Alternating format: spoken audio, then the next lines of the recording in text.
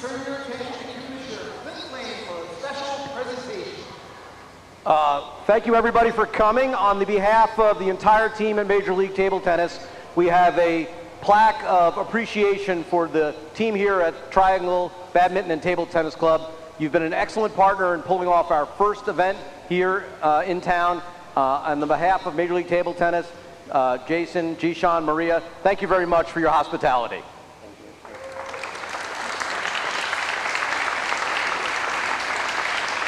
All right, let's shake hands and let's get the action going. And now, let's shake hands and play table tennis.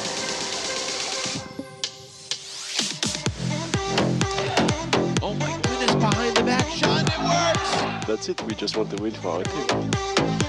My goodness! And everyone finishes it!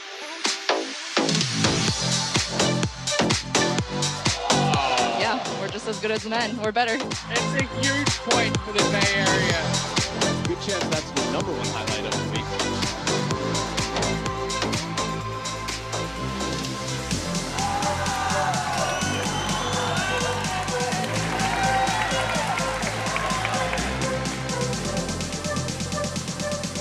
It's Friday prime time here in the Old North State.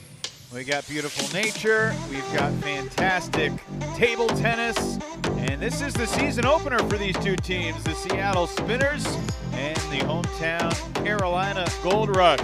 Alex Yang wants you to be a fan of the Gold Rush. They were the best team in the regular season last year, but fell short at championship weekend. Can they replicate their year one? They get a chance to get on the table for the first time in season 2 here tonight. They're chasing the Florida Crocs atop the East. Seattle looking up at Portland in the #1 spot in the West. And we are so delighted to have you with us from the Triangle Badminton and Table Tennis Club. Hi everybody, Evan Lepler with the Hall of Famer Sean O'Neill. We get to see Enzo Angles and Hong Lin, last year's MVPs, take the table tonight with a new-look Seattle squad that features Cole at the top of the lineup. Yeah, no, the Seattle team, a lot of new faces, but boy, is Carolina stacked this year. They've got some very strong players. I'm especially looking forward to Edward Lee playing from Canada, Eugene Wong from Canada. Very strong play. And we begin with Satoshi Aida, one of the new members of the Gold Rush as well, facing Cole, who was a member of the Portland Paddlers last year, involved in the first ever MLTT trade. So there's a lot of intrigue in how Cole performs with Seattle. Satoshi making his MLTT debut. And definitely, like we saw in the first match today, the women with Deborah Vivarelli against Hong Lin, the MVP from last season. Young Adi Serene will have the tough task of tangling with last year's male MVP, Enzo Angles. That's in the 4th singles spot. We got so accustomed last year to watching Enzo and Hong dominate in doubles, but Enzo will be playing doubles with Eugene Wong in a little bit. But first, it's Cole and Satoshi Aida on this Friday night here in the North Carolina Triangle. First game. Cole, the veteran from Ukraine, 0-0. and Satoshi Aida making his first appearance as a member of the Carolina Gold Rush. He was drafted in the first round with a 5th overall pick in the MLTT draft that took place on May 21st. Cole serves to get the night started.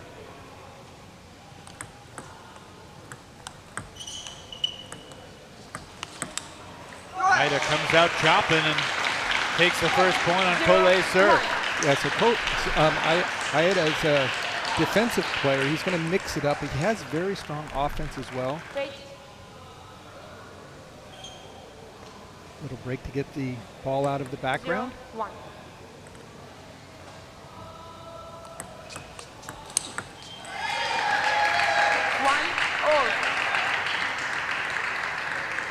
Cole, 36 years old, will be 37 in November.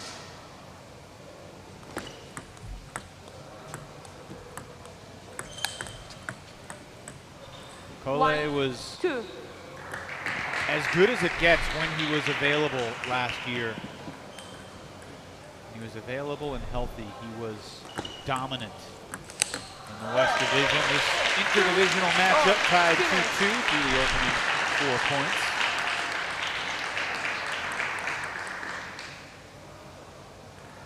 New look jerseys for both teams this year as well. 3-2. Color scheme of the Gold Rush, Sean, is the closest to the place I went to school, so I probably side with the Gold Rush, just from a jersey color scheme standpoint. But these Spinners jerseys are sharp as well. Yeah, the Northwest, including Portland, definitely going with the hometown green. We saw that, of course, with the Crocs, who had an outstanding, very cool new look. And a great new look to their team as well. Dean Pitchford leading the way.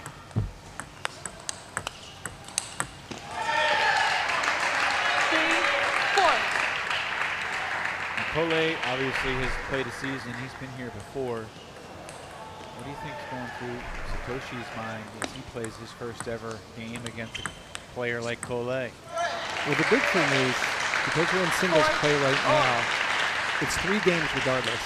You go up 2-0, the match, quote, really isn't over. You have to try to win points for your team. And of course, going into the Golden Game is such a new experience for all the international players that are part of MLTT. And that's a beautiful backhand attack by Satoshi. By trade, he's a defensive player. He will go for the chops, but any loose ball, look for him to go on the offense. 5 all through 10 points. Gold Rush.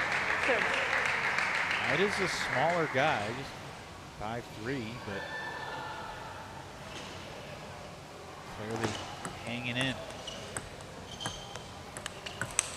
And into the lead goes the 31-year-old from Osaka, Japan.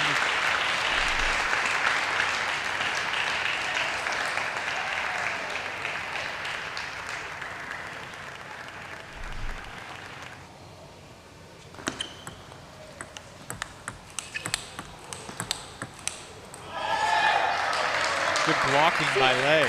Yeah, Cole is very strong up at the table. You see him just keeping the ball nice and low, covering it. He'll take that exchange at every opportunity. Spinner.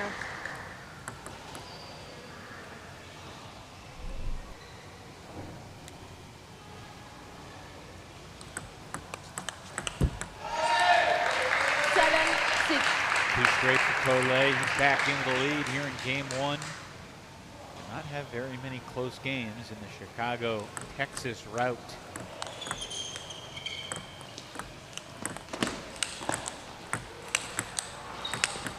Not going to take Satoshi Ida too long to become a fan favorite in this league with points like that.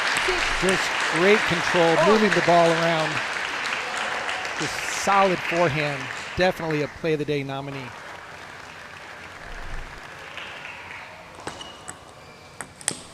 Oh, he missed it over the table, lunging for the short return. You want that one back, you would think.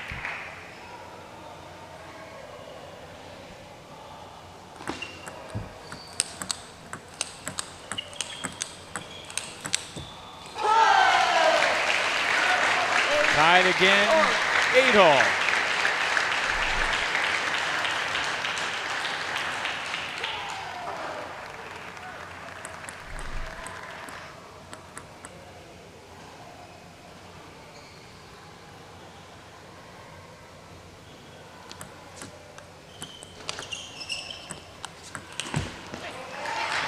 Just for a little perspective, Sean. In season 1, Cole played in 15 singles matches, 45 games. He only lost 9 of them. He was 36-9 in singles games.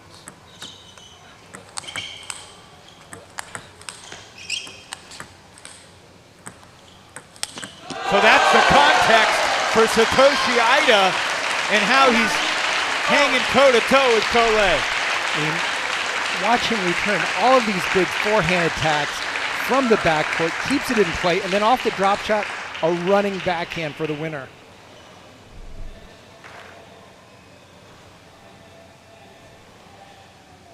Nine all.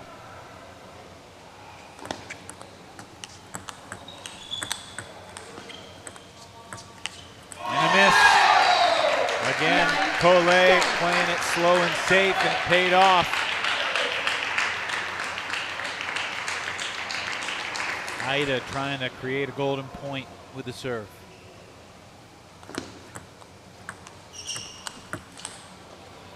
That's it for game one, though. Collet closes strong, finding the table over and over again to prevail 11-9. And it really started with a great deep push that got a weaker ball by Ida. Collet then, just constant pressure, gets the point for the spinners. Fun game to get the night started.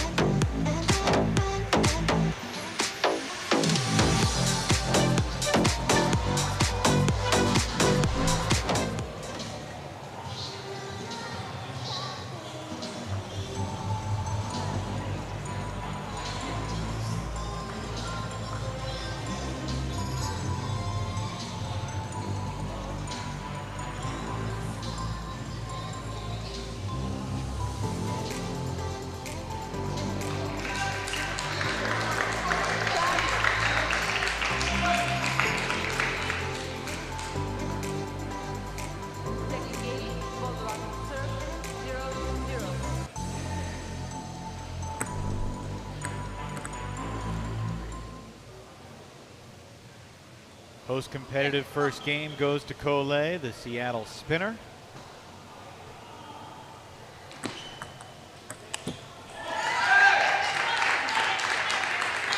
Collet going to Seattle in exchange for Nikhil Kumar and a third-round draft pick that went from Seattle to Portland.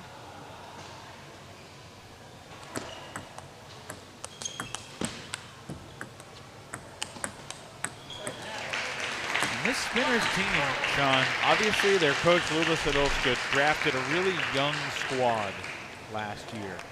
Arguably the youngest team in the league.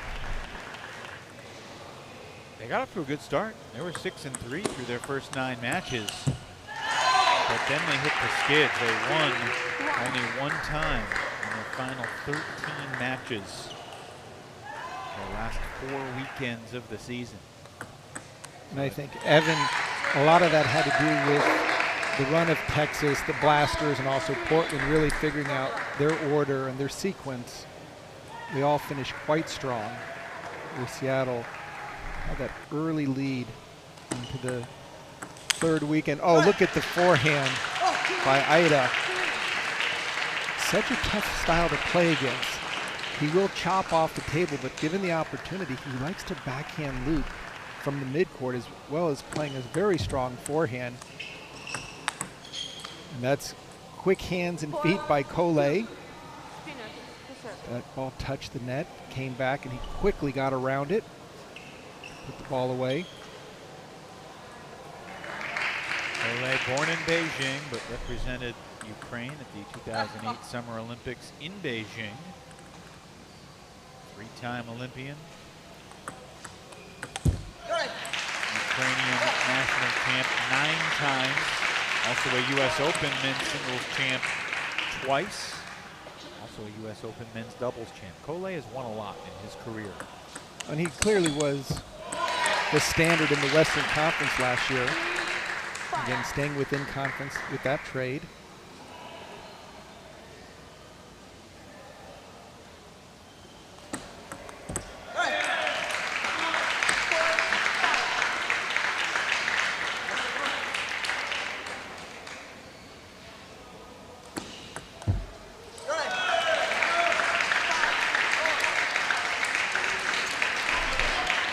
Neither player really getting any type of sizable lead, just back and forth. Collet happy to play safe and wait for the opportunity to go for his big forehand.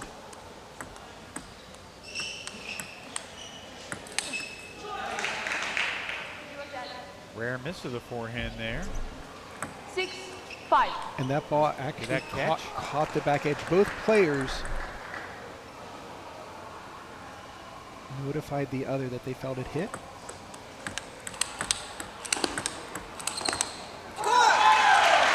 And for a person with such a good defense, especially chopping on the backhand, Ida just, look at these forehands, just continues.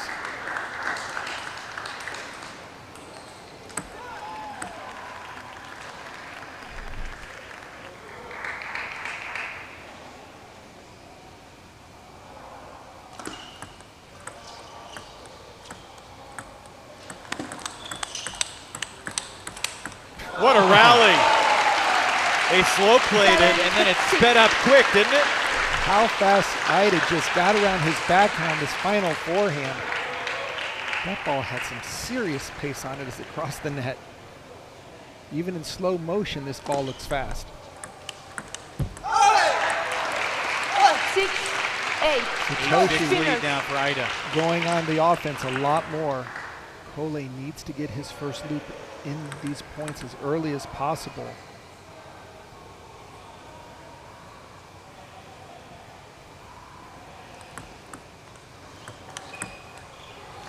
Nice controlled third ball attack by the spinner.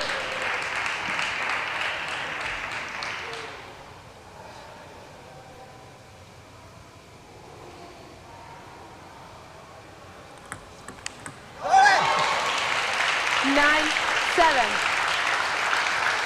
Ida with a chance to close out this second game on his serve right here.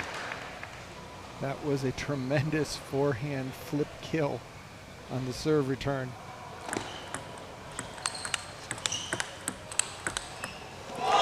Cole answers the call.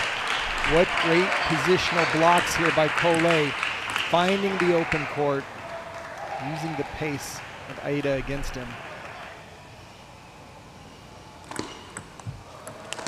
Nine all as Cole wins both points on Ida's serve, and now he has a chance to close it out.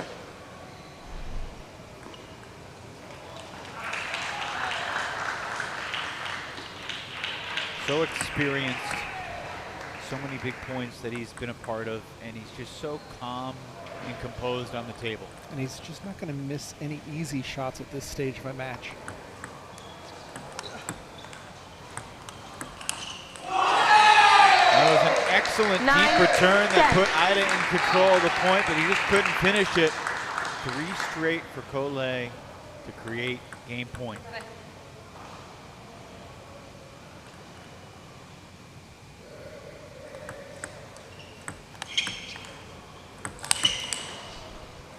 Nothing for the spinners.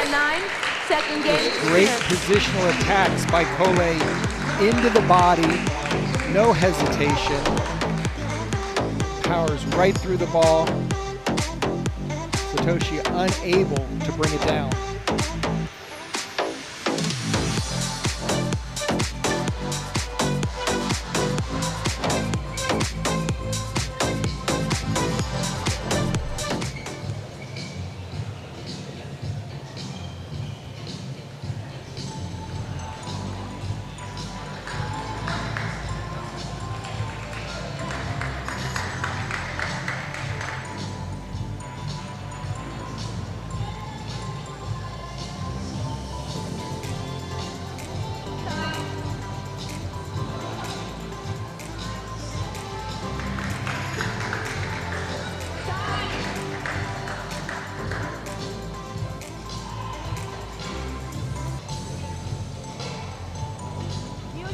Two straight 11-9 victories for Cole, making his spinner's debut.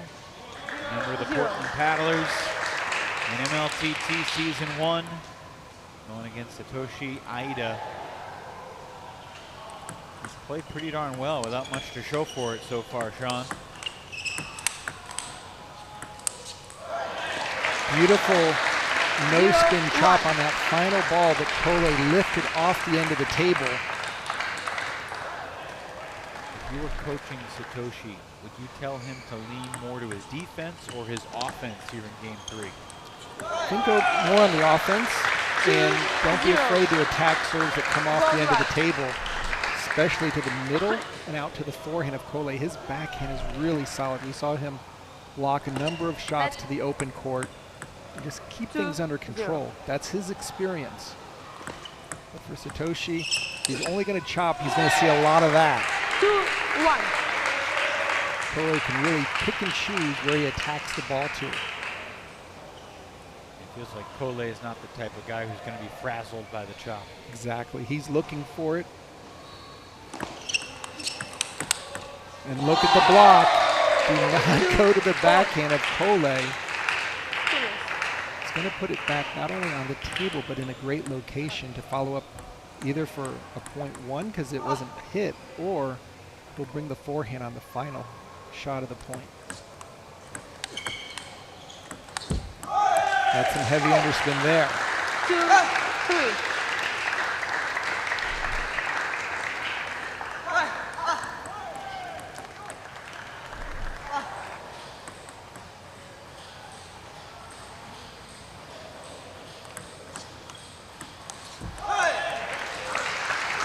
Lead for Ida here in game 3. He's had leads in both games 1 and 2.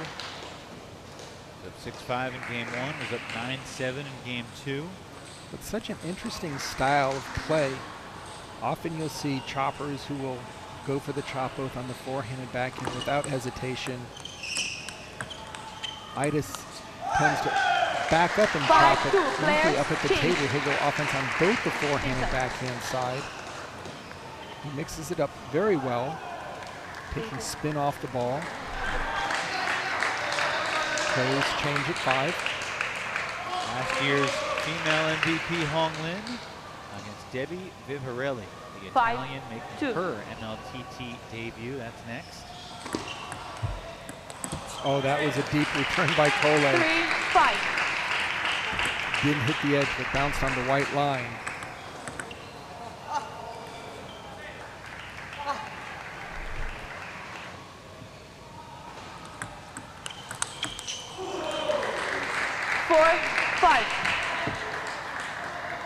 You. Gold rush, timeout. Timeout, Carolina. Middle. But you chop more confidence. Chop, chop's good. Sometimes he push your forehand, right? You just deep to his middle. Yeah. Yeah, middle, yes. Both sides good. Back. Yeah. You change. Chop, boom, attack. Not working. Sometimes give it short. Just first go to the middle. Yeah. Time.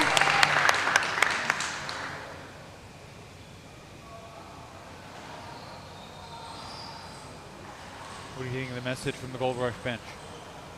Yeah, I mean, it was very positive. 4-5. Really suggesting play the middle, stay away from the forehands and backhands, which is pretty good advice in general.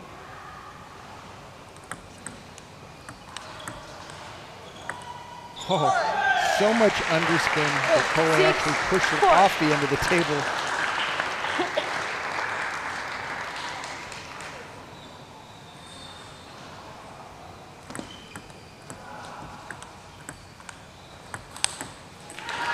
That no spin chop 6-5 that Satoshi did was just too easy for Cole to turn the corner, get his forehand into play.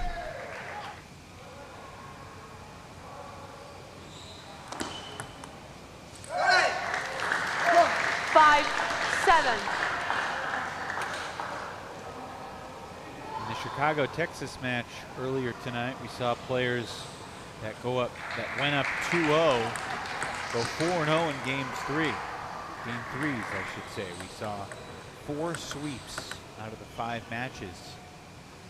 The women's singles was tied 1-1. Everything else was a sweep. Including the doubles. Right. And that ball just floating off the end. It's very difficult to chop back Cole's first opening loop. So heavy with topspin. You can see the follow through behind his head sometimes.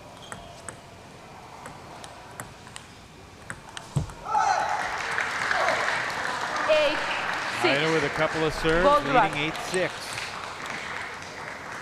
Boy, having a tough time making the read on that chop.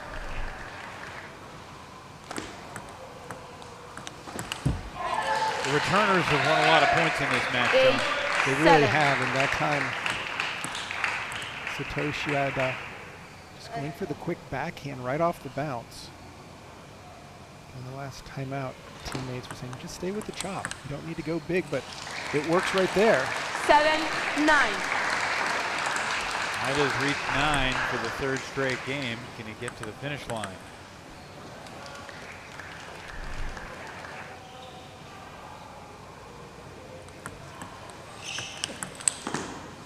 That's just too easy for Cole. He got the ball that he wanted, chose a strong angle.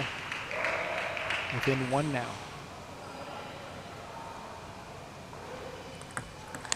9-all. 9-all. This would be one of the more impressive sweeps, not because of the domination, but because of how close it's been. So it would be 3 of a kind. He's down 9-7 in game 2 and game 3. He was down past the midway point of game 1 as well.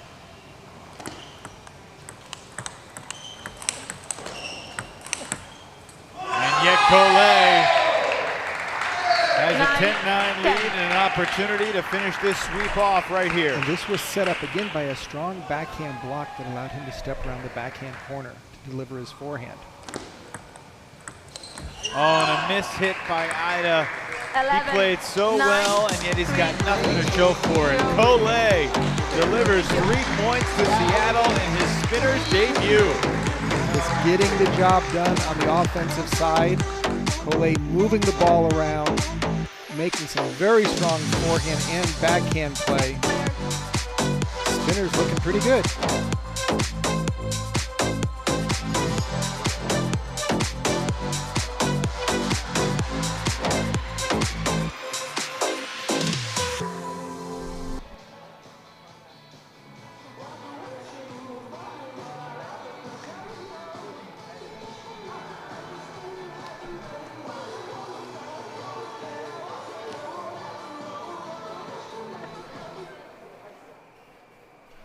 Now for singles match Players. 2 for the Seattle Spinners, we have Deborah Vivarelli.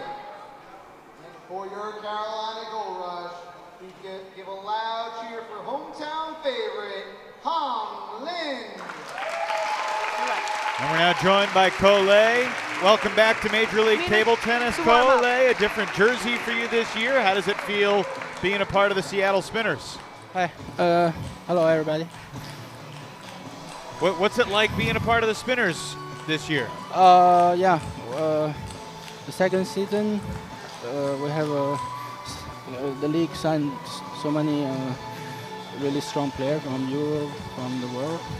So, yeah, we will see.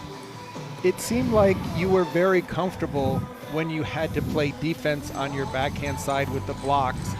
Were you just waiting for him to attack, or were you thinking more that you had to make the first attack?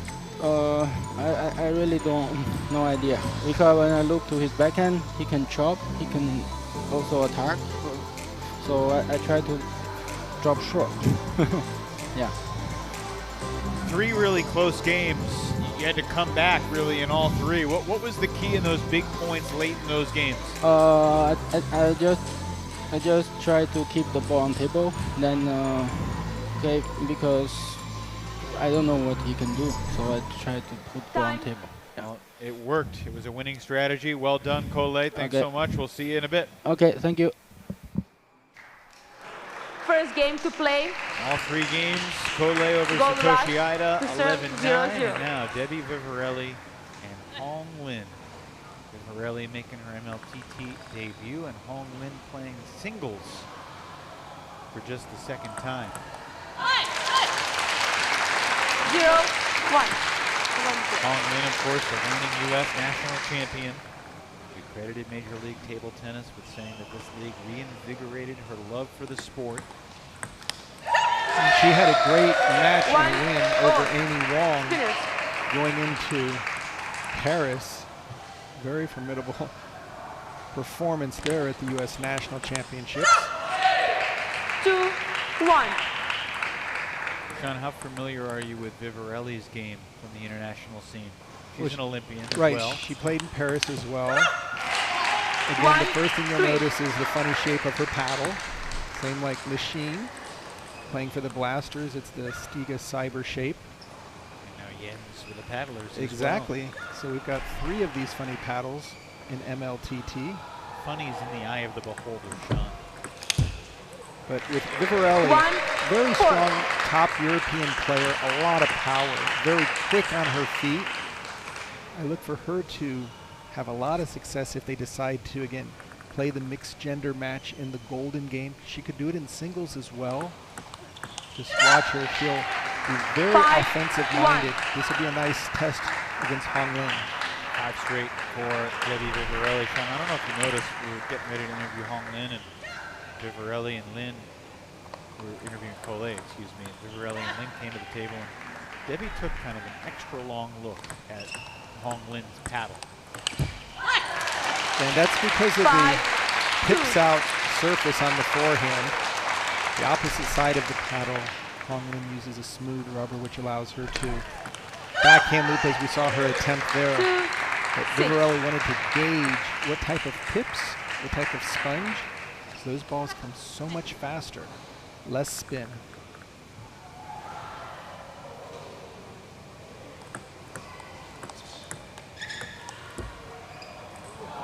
Almost caught the table off the net post. 7. Vivarelli, 7 of the last 8 points, leading by 5. And there's the power of Vivarelli stepping around, actually looking for the deep serve. No problem pivoting. Very strong forehand drive. And then going with the deep serve herself, so she is taking it to Hong Lin right now. Not waiting for Hong Lin to make any type of offense. Again, deep serve. 2-10. Wow. The spinners coming out so fast here in match number 2 after sweeping match number 1.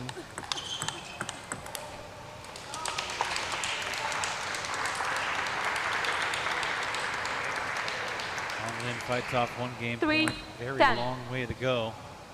Just trying to build a little momentum for game 2 right now.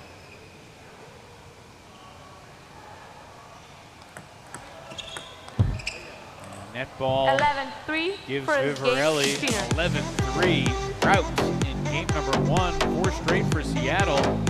3 close ones in the first single spot, and this one not nearly as suspenseful. Vivarelli rolls by 8 over the reigning U.S. national champion Hong Lin.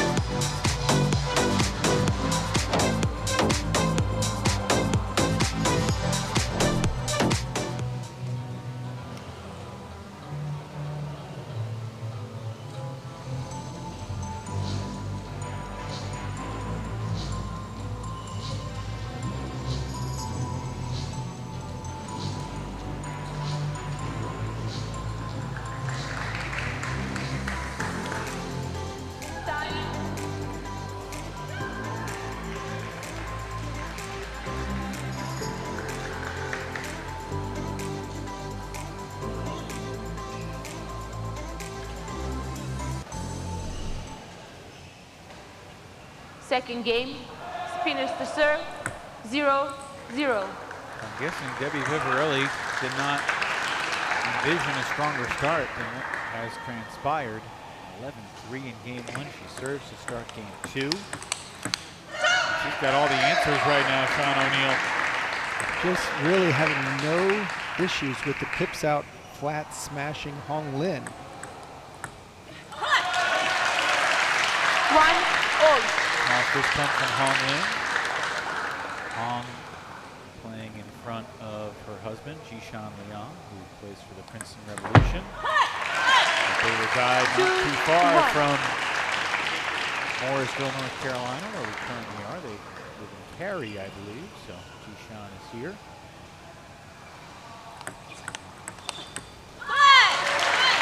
And Hong Lin getting her offense going. Nice third ball hit off of her serve.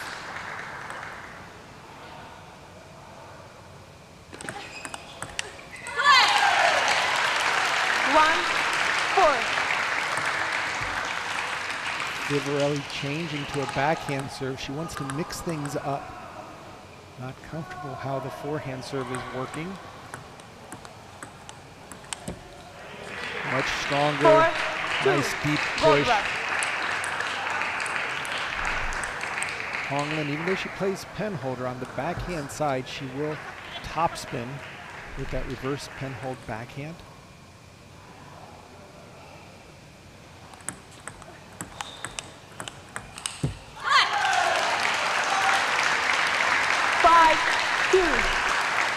Again, very nice backhand attacks by Honglin.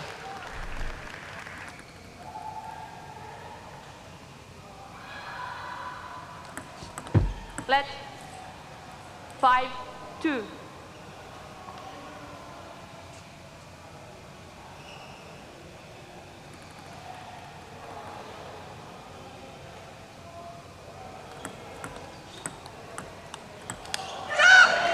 That's a very heavy opening topspin by Vivarelli.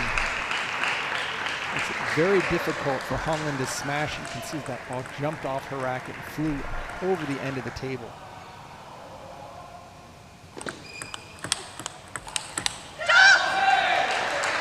Vivarelli back within one. Debbie, a two-time Olympian. Got the Olympic rings tattooed on her right arm to prove it. Sean, you never did an Olympic tattoo, did you? Did not. My wife did not allow it. 5-0. Did you want to do it? Did you consider it? Really didn't. It wasn't so popular back in the 80s and 90s as the tats are today. I think I'd get one of those ones that you can take off, right? The temporary temp. Oh, look at the forehand by Vivarelli, just lining it up, taking it out to the forehand. Timeout, gold rush. Vivarelli retakes the lead. Timeout, Carolina. 抢他，对你只要正手短能发入他射上，然后可以短点早一点，啊，正手老是点晚，早一点，该搏几个了，对不对？他给你基本很多半出台都有。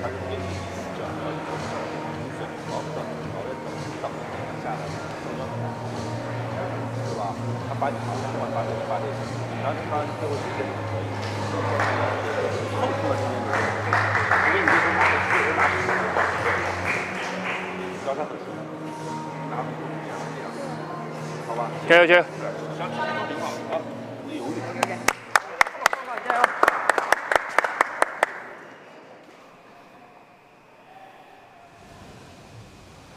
5-6, gold rush to serve.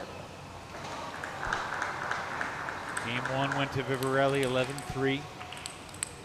Much tighter here in game two.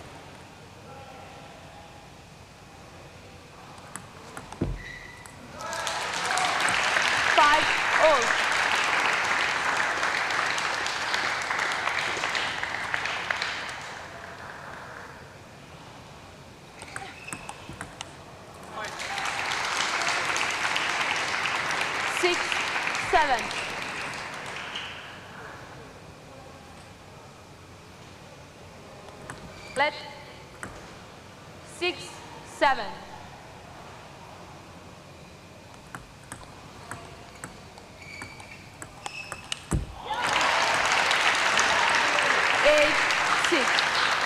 John Honglin won a lot of points for the Gold Rush last year, but I don't think she ever earned the team's first point in a match. All but once she played in the doubles. Remember Carolina being down 0-6 after the first two matches ever. And what a combination by Vivarelli. Yes, indeed. Reminds me of Koyo and some of the other strong Japanese players taking the ball so early off the bounce.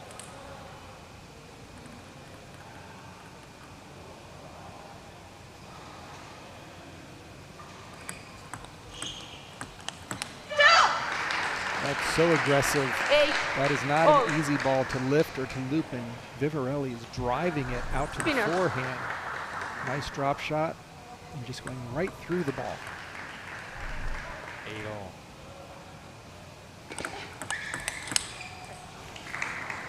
I mean, that is just lightning quick, a deep 9, serve. 8. Hong Lin makes a good return. Vivarelli's already attacking it before it's bounced.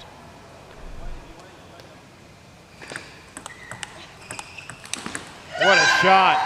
Ripping it down the line to set up game point. What a big forehand by the Seattle spinner.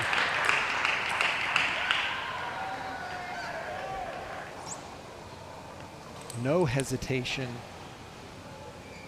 Again, using great technique, super placement.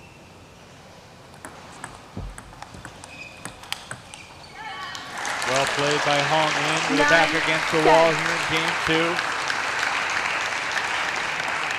Hong Lin is so methodical when she plays. Nice short game, quick first hit, excellent placement by last season's MVP.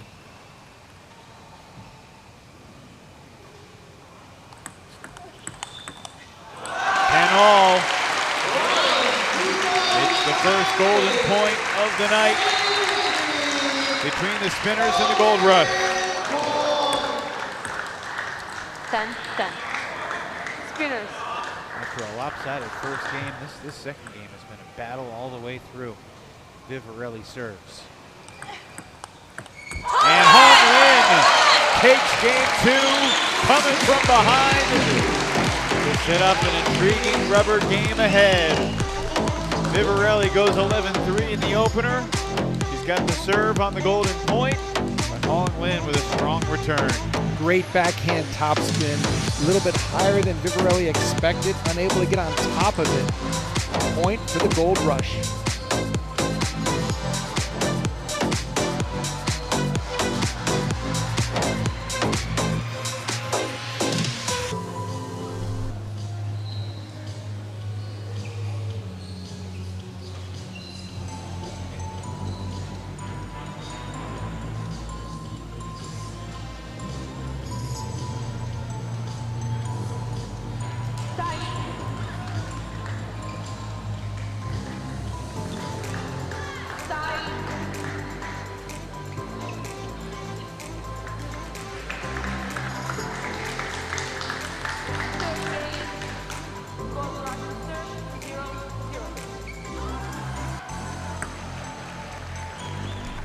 Clutch from the 34-year-old Hong Lin.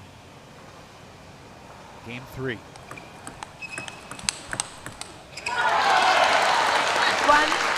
Hong Lin beginning to find her rhythm, getting that first attack and then following up with a quick hit off the bounce.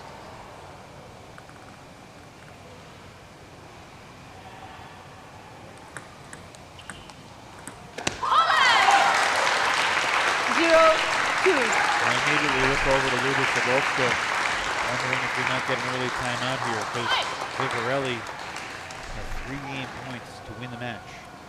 Couldn't get any of them. Now she's dropped 6 in a row after that swing and a miss. 0-3. No timeout call yet from Sadovska.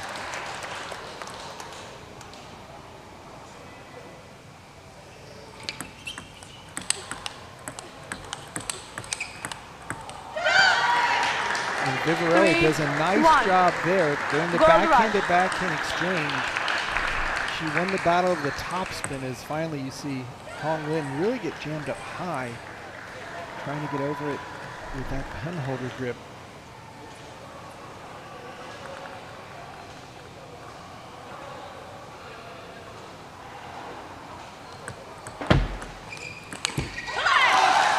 One thing about Vivarelli, Sean, she was asked what's a fun fact about yourself, and her answer was, quote, "I have a very, very bad memory," which, as an athlete, sometimes you need to have a short memory. Oh, that's one of the best types to have, especially after losses. What you don't want to have is a bad memory after a victory, where you want to take what worked well and do it again. Spinners.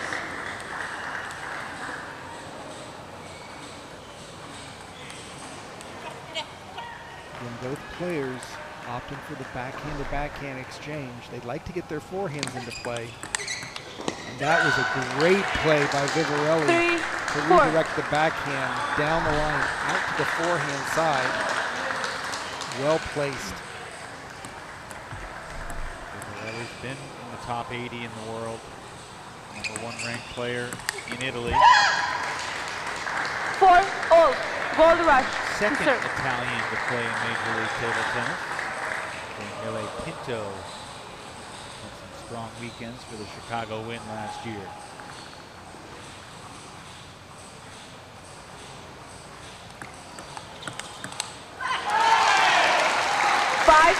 Change. Now change sides with Lynn in front, 5-4. Lynn does such a nice job of moving the ball around, that time starting on the forehand side.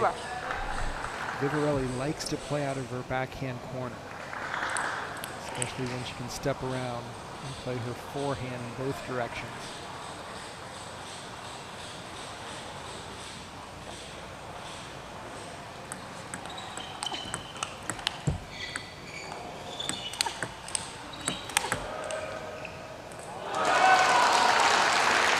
Long point, Lynn outlasts Vivarelli.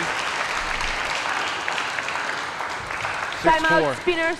And now we get the Seattle timeout. Vivarelli will have 2 serves, trailing by 2 after the check. A little bit more on her body. In the middle, you go 2-3 to her backhand, but if you play a little bit to the side, or change your placement a little bit more. On receive, I feel like I need to find her middle. Yeah, go to the middle. Your receive is very good with your backhand. Yeah. And also, you did 1 ball to the backhand, and then you place it on the other side, and she didn't even catch it. So change your placement. Okay. Maybe not more than 2 balls. Okay, let's go. Time.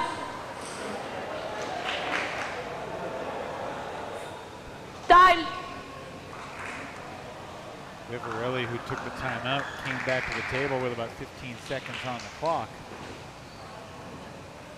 Hong Lin was still in the middle of a conversation with her coach, but it's the person that calls the timeout that sets the length of the timeout. Absolutely, and 1 you all. have to be careful that you don't 4, get the yellow 6. card Spinners to serve.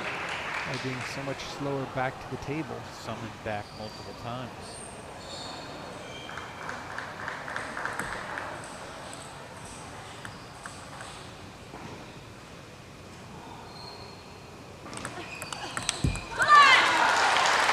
Hong Lin doing a great job with her backhand over the table.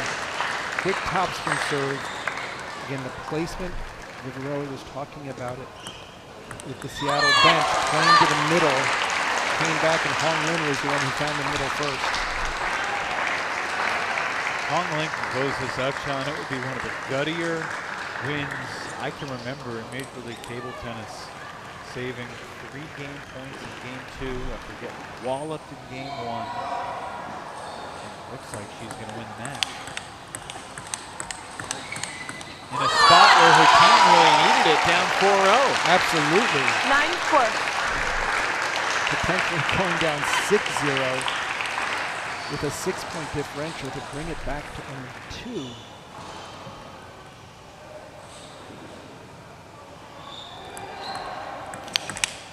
That's a powerful forehand smash. 4-10. Timeout did not work for Seattle this time. 4 straight points for Carolina since the Seattle timeout. Match points for Hong Lin. Let 4-10.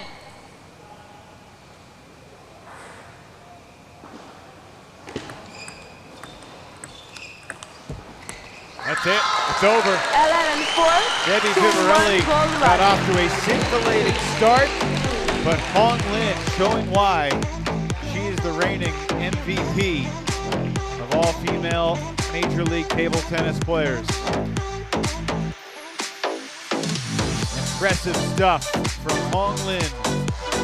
She takes 2 out of 3 from Debbie Vivarelli.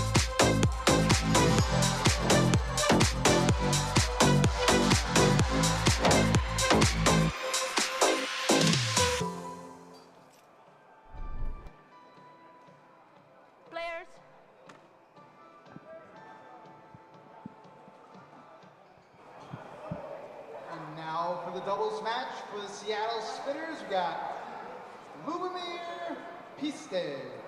You serve. And Olajide Omatayo. And we're joined by Hong Lin, who turned that match around in really impressive fashion. Hong, congratulations. What did you say to yourself after game one? Yeah, game one, I just so nervous. You know, yeah. My hometown and my friends, my students, yes, give me a cheer on. Yes, I just a little bit nervous. And after, first, I just thinking about games. Yeah, I need focus and thinking strategy and thinking every point. Yes, I remember Flint before telling me, yes, which point is important. Next point, yeah. No, that's excellent mental fight. It seemed like your backhand to backhand got better and better in games 2 and 3. Is that was something you were feeling more confident with? Because also your forehand smash was so strong in game 3. Yeah, first and second, my forehand, a little bit I can move. You know, I need a forward. My coach, Alex Yang, told me you need serve after, you need forward and move fade to use your forehand. Yeah. Hong, you and Enzo played so well together in doubles last year. Yeah. Are you excited to get to play singles on a regular basis this season? Yes. Yeah, I want to play singles. I want doubles. Awesome. Well, you're off to a great start. Thanks, Hong, and we'll see you in the Golden Game. Okay, thank you. So Enzo has a new partner this year playing doubles. Today it's Eugene Wong, who joins Angles for the Gold Rush against Olajide Omatayo and Lubo Pište, a Slovakian player who was the #3 pick in the draft. So we've been impressed with the #1 pick, Pitchford. Emmanuel Levisan, the #2 pick in this year's draft, was just on fire for Chicago earlier tonight. And now we get to see the #3 pick, Pište, who's a veteran, 40 years old, from Bratislava, Slovakia, an Olympian in Tokyo. And Nigerian Omatayo is his teammate, and they've tied it up 2-all here in game 1. I mean, these are for heavyweights in the most positive sense. Eugene Wong, multiple-time U.S. Open champion. Of course, don't need to say anything about Enzo as the MVP from last season. But Omatayo is so strong in doubles, Olympic player, played in Paris. And then Pište, very solid, especially on the backhand side. Look for him to play very strong backhands from the backcourt. Folks who are just fans of MLTT might be surprised to realize that the only player at this table who hasn't played in the Olympics is Enzo Angles, which is amazing. The MVP of the league. Well, after you see players like Levisan, also from France, you know their depth of French table tennis.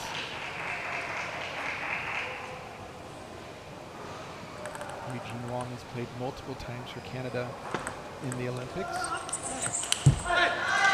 Four-time Olympian. He is the second-round pick for the Gold Rush in this year's draft. And so, of course, was the #1 pick last year in the inaugural MLTT draft. And there's the backhand of Pište. And he just comes in at the last second. He's very strong over the table, especially on serve returns.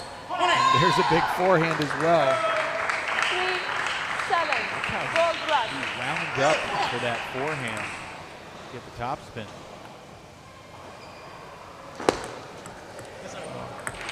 Colette. 4-7. 4-7.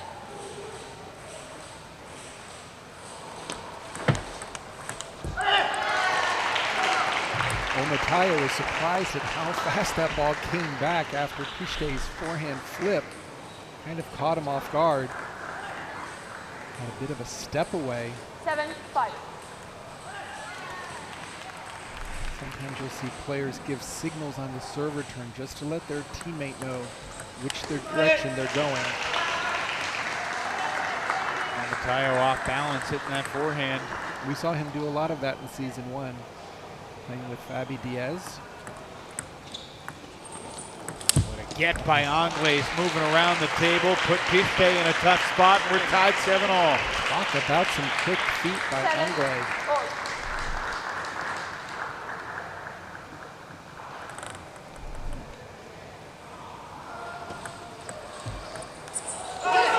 Nice drop shot by Matayo. Everyone on the table has so much firepower. If you can stop them, normally you'll get a much easier ball that you can play with.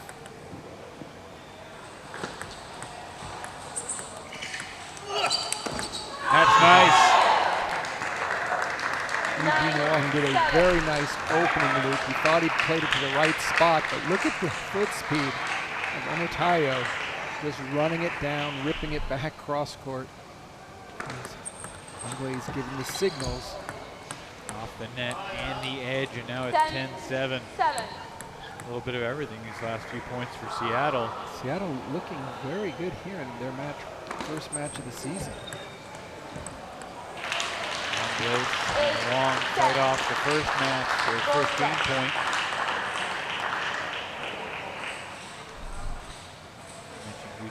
Eugene Wong's success. He's a 3-time U.S. Open champ.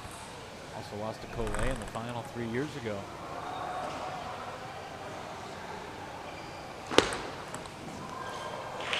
And for a very deep push, Pichte goes long, where communication is key. Got to let your partner know what you're going to do. Angles force a golden point. Oh, Matayo puts it away. 11-9. Net ball hung up there, and Matayo went soaring to win the game for the Spinners. 11-9. Look at this. Wong gets it back. Not much he could do with it, and Matayo left no doubt. Angles said it was good. It's a game on.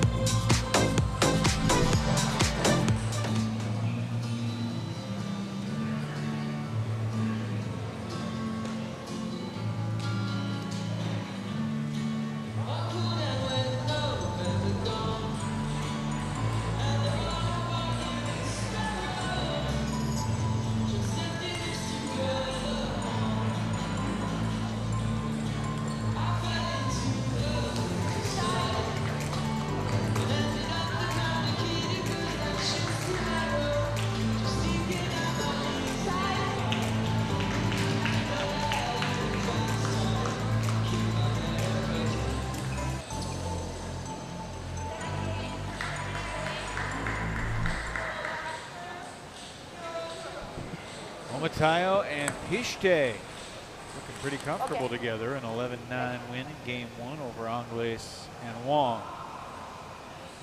Enzo serves to start game 2. Look out. 0-1. Matayo bringing the heat both on the backhand side to finish off game 1, and now the forehand. For the record, if his entire body goes on the table, he loses the point, right? Right. If you touch it with your non-playing hand, you instantly look at these points right here. Oh, Pichte with a forehand block that came out of nowhere. I said these were heavy hitters, but this is a bit insane here.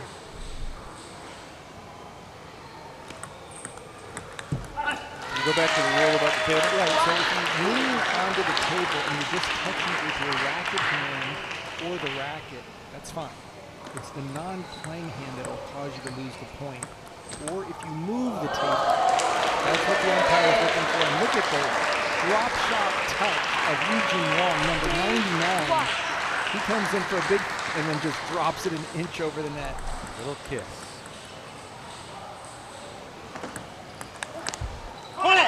Good return by Pichte.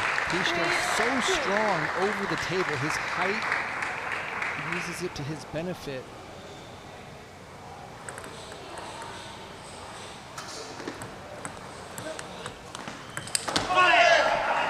And Eugene Wong, very strong on the forehand, safe on the backhand. That time, both feet in the air trying to counterattack the backhand. He was shaking his head as soon as he took it.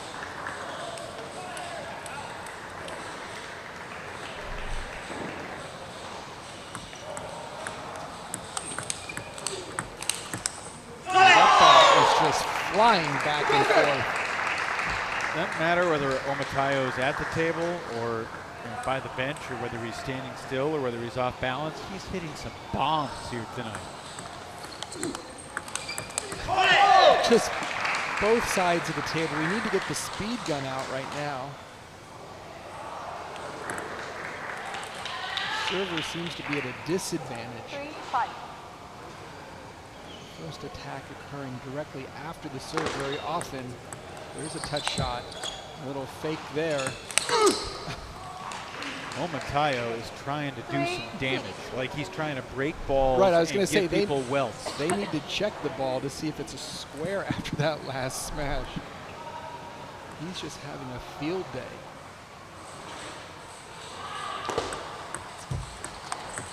Oh, and Eugene Wong with a nice misdirection there. Took his time coming into the ball, waited till the last second, read the opponent. Pichte acknowledged, nice play.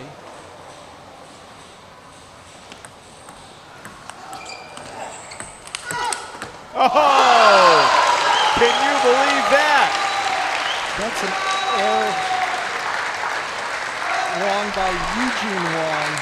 Look at this backhand down the line. If that's not a nominee for the play of the day, I don't know what is. And then again, followed up by Omatayo, continuing just some backcourt offense. I mean, this is like the home run derby. Yeah, it is. It's a good way to describe it. Both teams just having balls sent down the center of the plate for them to tee off.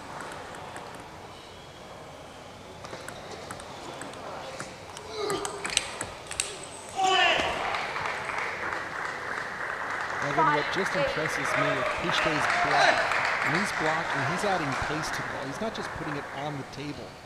He's turning that block into an offensive weapon.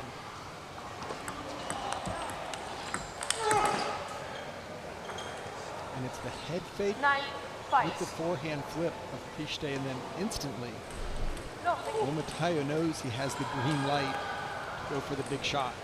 9-5.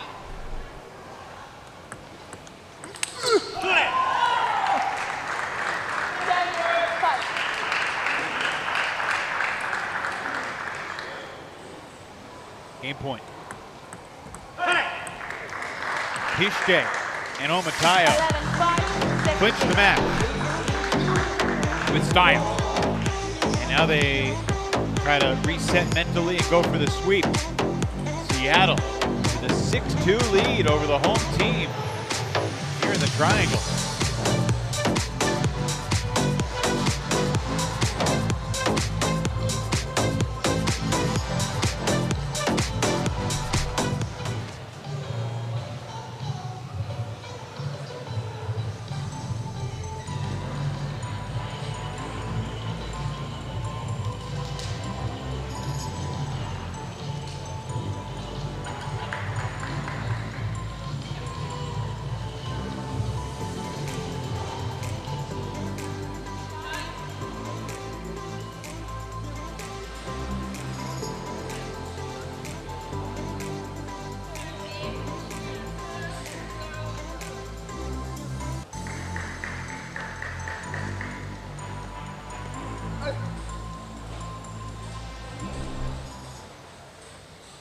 Omatayo tries to keep it rolling here in game 3, but a missed hit from Pichte and a good return from Angles gives Carolina the early lead 1-0.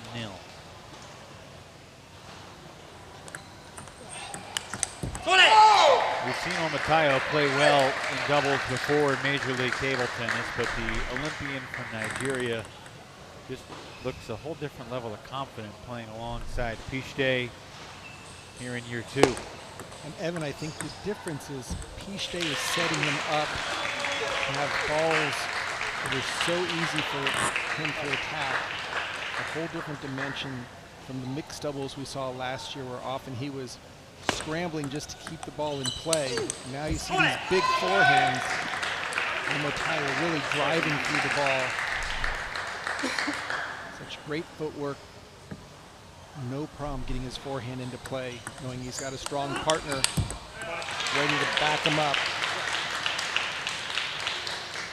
Certainly know Enzo Angles is going to keep fighting. Eugene Wong with his resume. Certainly capable of going on a run. A 4-2 lead for the Gold Rush here in Game 3. Still to come, Edward Lee. Was on an MLTT roster last year, but never played. He gets a chance with the Gold Rush this year to go against Pichte in the next singles match. And Edward had a good competition winning the Pan Am Cup this past year, surprised a lot of players. Another Canadian. It's really cool to see really Team Canada embrace MLTT. Eugene Wong, Mary John, and Edward Lee. We've had Jeremy Hazim, played last season.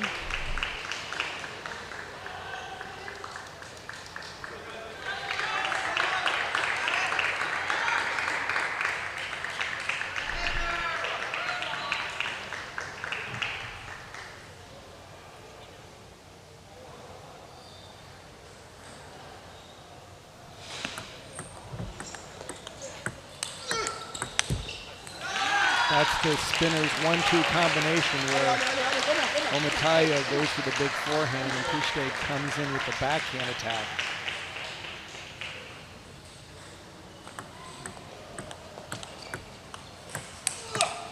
Wow, Eugene Wong was falling away and still connected on that forehand. Eugene Wong, one of the safest players. Got a big forehand, but really known for his placement and great consistency. This time, down on a knee from the backcourt. He likes to play a lot closer to the table.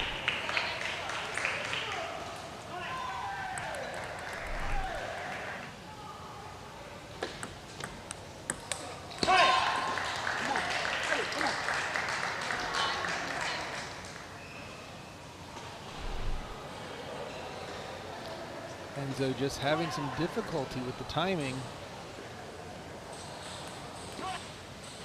In position, but could not convert.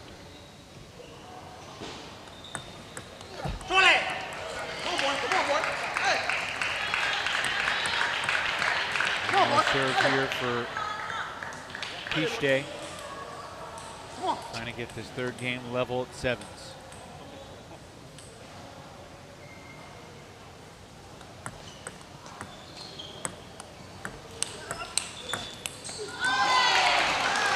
Omotayo smiles after that last one. He had exactly what he wanted. Well set up point. Gold Rush continues to get closer to Game 3.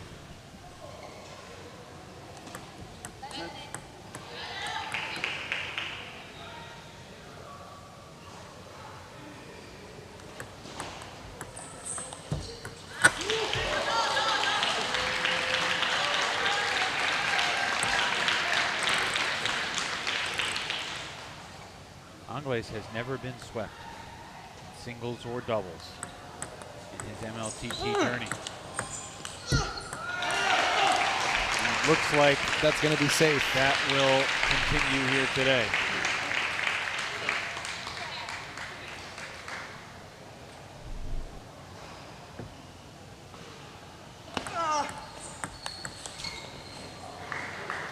As a team last year, Sean, the Gold Rush was 52-14 in the regular season in doubles.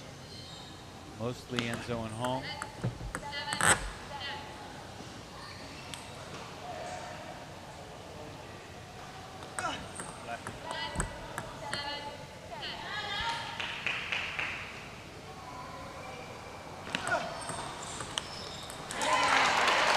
Angles and Wong win Game 3 for the Carolina Gold Rush. But Seattle takes 2 out of 3 in a pretty impressive performance. 11-7 for Angles and Wong to salvage a point. It's 6-3, the Spinners in front. We head back to singles and we'll chat with Omotayo.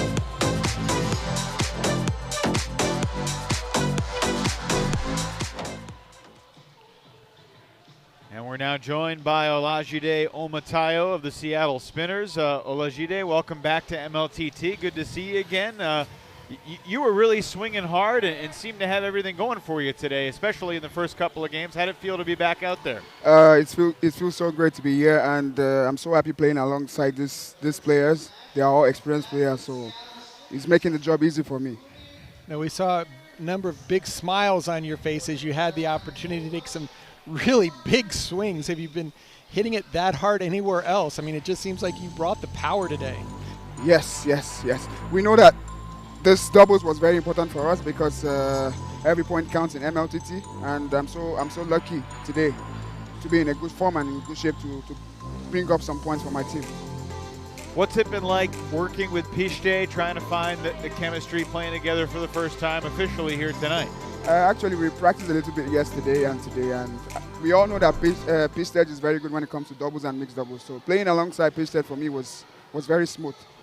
I've asked this to a bunch of people, G-Day, but a year ago, Major League Table Tennis was just starting out, the new format, the Golden Game. No one really knew what to expect. How much more comfortable do you feel now going into year 2? Of course, playing in the first year, and now I know how the game goes. We know that it's not easy, and thinking about point to point will bring a lot of pressure. Just go in there. We are having fun right now, and that was what Luba told us all. Just go in there, go have some fun. All right, grab a towel and some water, and we'll see you in the Golden Game. Well done. Thank you very much. Back to singles. Edward Lee making his MLTT debut, which is a little strange since he was technically a member of the Princeton Revolution last year, Sean, but he never played in a game for Princeton in year 1. Back in the draft pool, selected in the 4th round by the Gold Rush. And the reigning Canadian gold medalist from the Pan Am Games this past February, set to face the guy we just saw in doubles, the Slovakian Lubomir Pishte. First game to play. Gold Rush to serve, 0-0. What do you expect here, Sean? I think the experience of Pishte, he doesn't do everything so conventional. If you watch his strokes, backhand's a little bit longer. He's got, as I mentioned in the previous match, a very strong punch block on the backhand. Edward's going to have to make all of his offensive shots count because Pishte is going to be a master of the angles. A lot of head fakes on the serve return. He knows which patterns he wants to set, almost like a trap. Quick backhand off the bounce and a quick hit. Did anyone ever call you a master of the angles during your playing days? Not so much. It was more of he's running around, what's he doing? So you can see right there, you mentioned it in the doubles match, when Pishte winds up for his form, you can see that wind up coming because he can go in both directions so easily. Edward has a very straightforward serve and attack. And look at the step around there by Pishte. Just no hesitation. Rips it right off the bounce.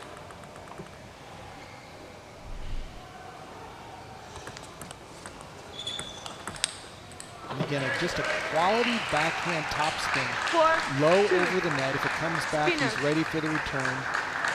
Really doesn't give the opponent much to work with.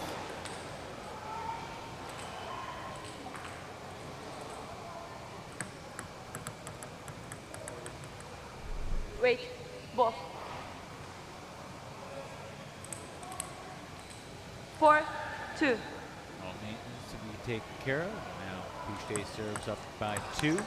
And look now at that. By 3. High ball to the forehand. He just steps over, uses the backhand to hit the opposite direction. So we'll call that a strawberry shot. Pishte just calls it a winner.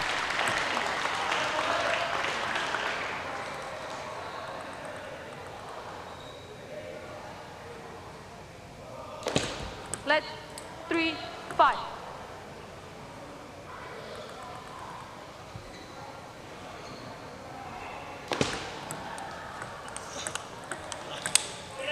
Again, after a control block by Pichte, he goes with a very hard-hitting block. What's the other interesting dynamic in this match, Sean, is Pichte is almost twice Lee's age. Lee is 21, Pichte is 40. The experience of Pichte playing it deep into the backhand, but then setting up on the backhand side. Just to clarify, I wasn't saying he was old or anything. Just a little bit more experience. Yes, exactly. 7, 4. Edward Lee got to compete in the Olympics in Paris.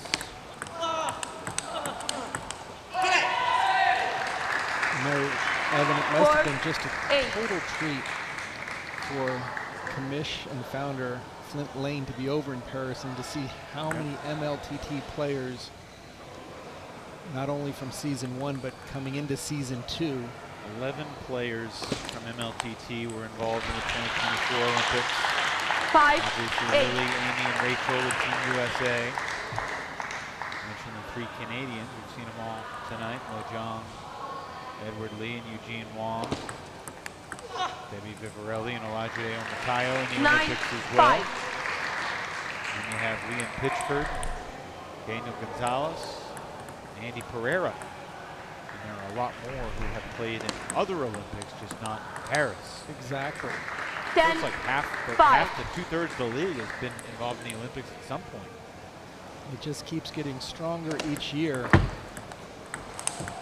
Oh, Edward Lee with an excellent counterattack off of Pichte's soft opening.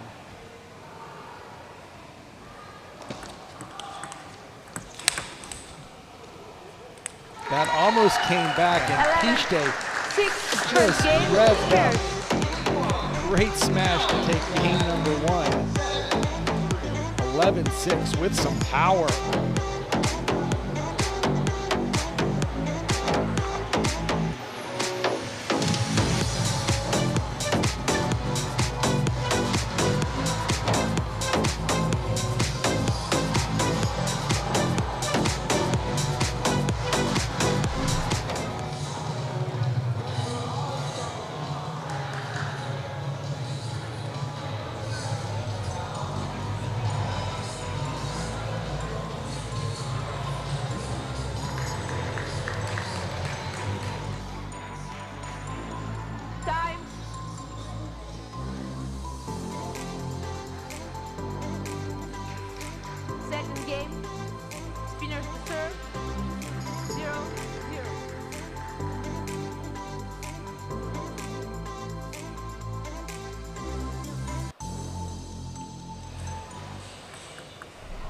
Pichte has a couple of doubles points and a singles point in his bag so far tonight.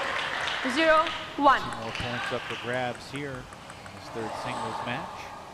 Still have Adi Serene and Enzo Anglais still to come. Just out of nowhere, Pichte just forehand cracks a winner. For Seattle, only 1 point away from guaranteeing the lead going into the Golden Game, up 7-3. And that block is so powerful. Again, some people block to get the ball on the table. Pichte, when he blocks it, there's force behind it.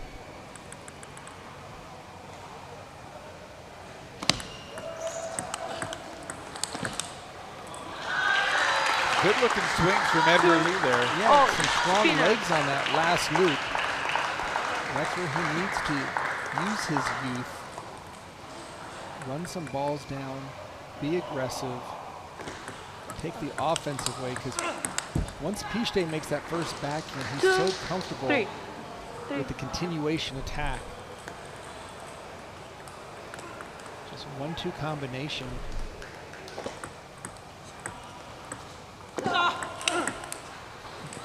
Nice soft drop shot. 4. And then a big forehand to follow up. Gold rush. Very difficult to play against when you have a ball that you've got to run in for. Just happy to put it on the table, but then here comes the big shot. See the wind up, heavy side spin, knocking Edward Lee back another 4 feet.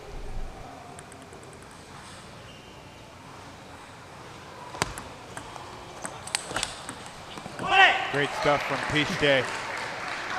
You know, Evan, if you were to ask, what does Edward Lee need to do? Don't attack the backhand so obviously. Maybe 1 every 5, 1 every 6, but not right out of the gate. That's a better idea there, but you got to make it. 6-2. I appreciate you didn't wait for me to ask the question. You speculated on what I should have asked. Getting there faster. I appreciate that.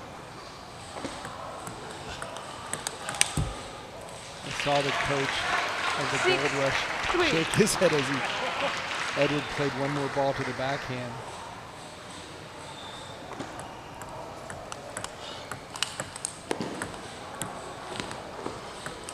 What a point!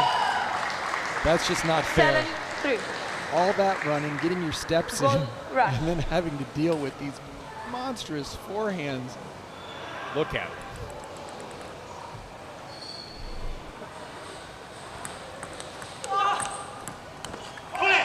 Edward Lee just flailing left and right. 3-8. Pichte toying with him right now. Exactly. Edwards covering the entire court on the diagonal. Short on the backhand, deep on the forehand. There again, same move. Pichte misses by about an 1.5 inches.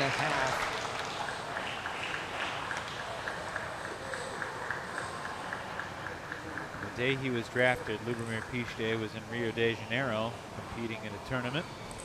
He said he was shocked to learn that he was the 3rd pick in the draft. Raleigh and some other players that were drafted were also in Rio, 9-4. competing in an international tournament when they learned they were drafted by an MLTT franchise. Too good. What a wind up. And then delivering. Gold rush. Just a continuation of those first 2 games of the doubles. 11-4. Second game, spinner. Emmanuel Leveson has company in terms of the big headline tonight. Top picks making their debuts. Lubomir Pichte in this 3rd singles spot is having his way with Edward Lee. Seattle has clinched the lead heading into the Golden Game.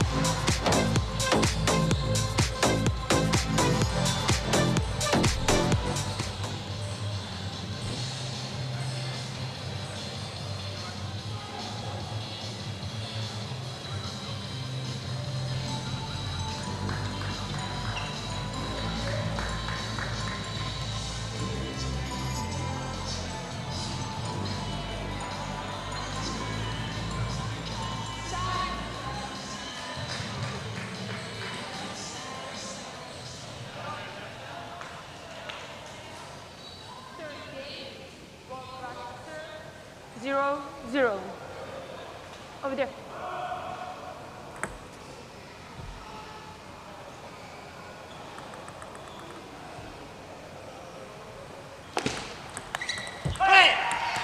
Again, Pichte 0-1. Picks up where he left off. Right on the very first stroke, not even the first point. Before the points finish, he's going offensive on the serve return. This time, Edward Lee able to sustain a couple blocks. Pichte giving a lot of head fakes.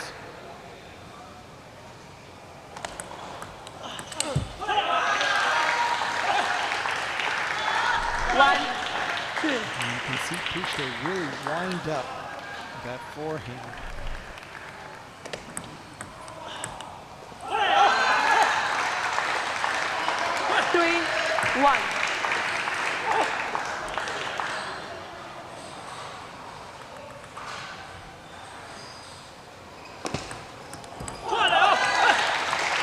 Very strong start Edward Spinners, Lee and timeout. Spinners will take the quick timeout here in game 3. Timeout. Yeah. He changed the strategy a little bit and he got on for that, okay? So just play what you played before, wait for him, change the pace, and one there, change the placement. Yeah, just don't rush, okay? You're doing good. You're doing good. Expect him to play maybe a little bit better too. He's putting some more balls and change so he can get his wrist in a little bit more. Yeah. Just be ready for that. Yeah. Doing good. Yeah. Take your time. Take your time. If you take a little bit time and you hit the ball a little bit later, that's when he doesn't know what to do with the ball. Yeah, when you change the pace. Yeah. Okay.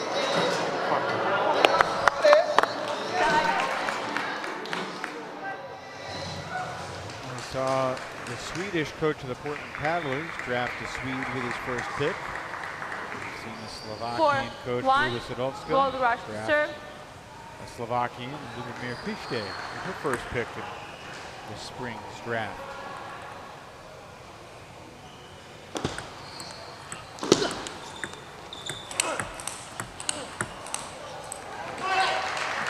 Big point after the timeout by Pište. Lee playing much better this game, getting his forehand going. But once again, in the power department, it's all Pište.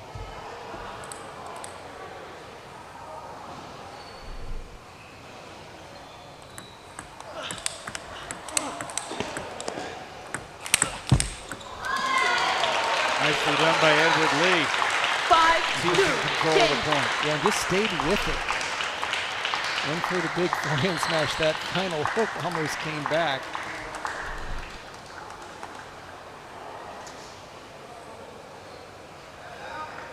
At times I think we need to like rewatch every single point in like a quarter speed to fully appreciate the coordination and reflexes of these athletes.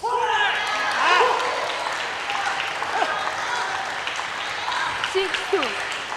Gold rush. And like every player has said, the level across the league, and you said too, of course, the level of the league has risen considerably in year 2. Which is what you want, but you know, you could just make that into a narrative. Oh yeah, obviously things are, this is a totally different level of competition. 7-2. Across the board, from singles 1 to singles 4 to the golden game, the intensity, it's just different. Yeah, I would almost say the best analogy I can come up with is maybe NBA game to NBA All-Star. Just everyone out there has so much more firepower. The women are so strong in season 2. You haven't watched the recent NBA All-Star game. It's a mess. That's not the analogy you want to make. I understand what you're trying to say.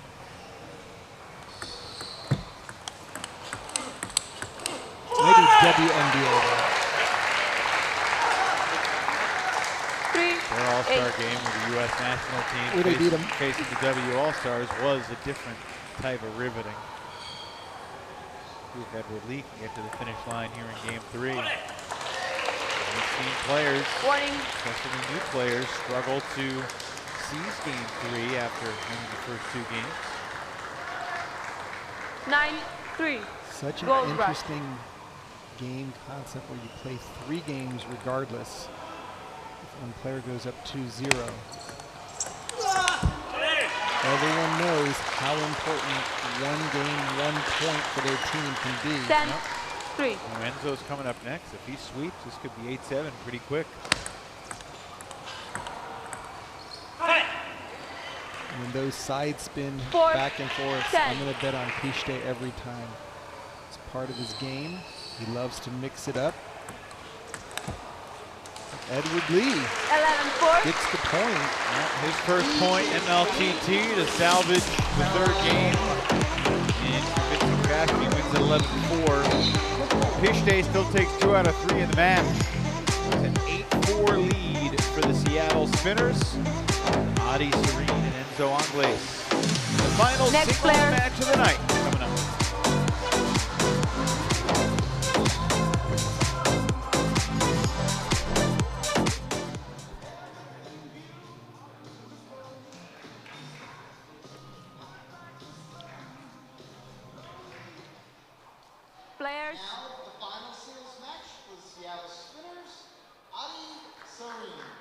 And we are joined by one of the newest members of the Seattle Spinners, Lubomir Pište.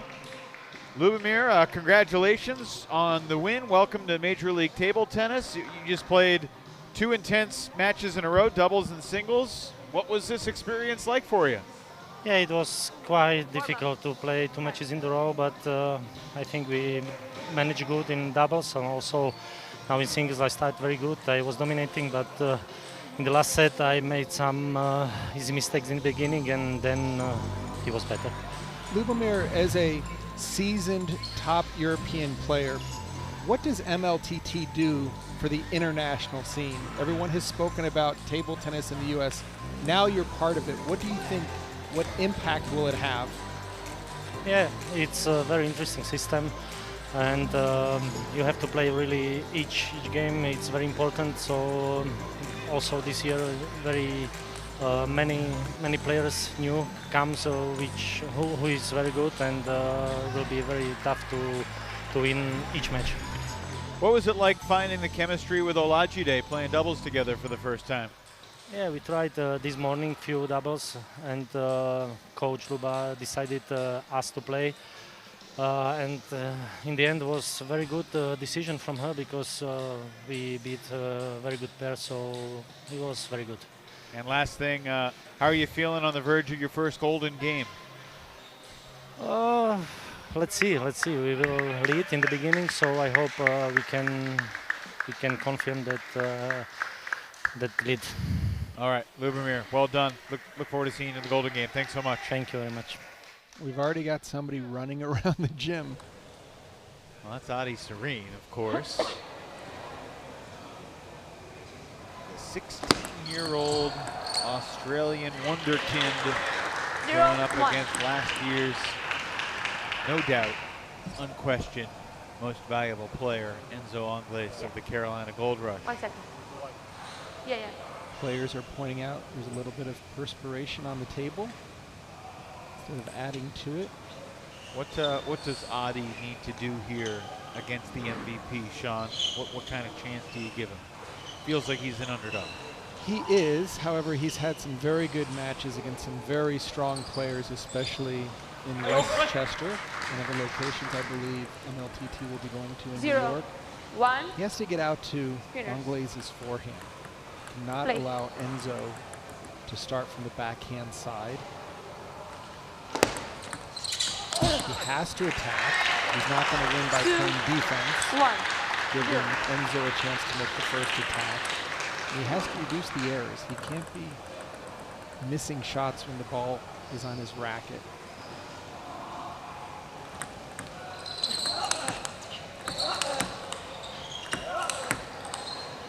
This is exactly what Enzo wants. Make the first attack from the backhand side so he can go in either direction, and then just push or force Adi Serene back off the table.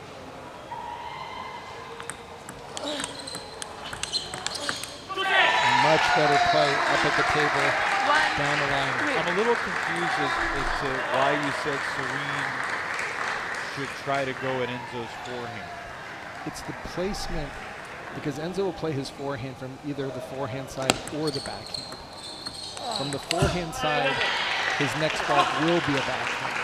So when he steps around his backhand and plays a forehand, the next ball will be another forehand. So it's kind of a 1-for-2 trade-off.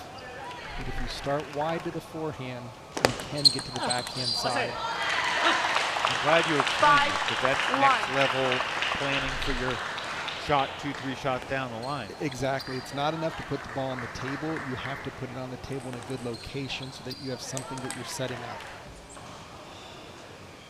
Sometimes when there is a mismatch, all you can do is keep it on, but that's really not going to put pressure on the opponent.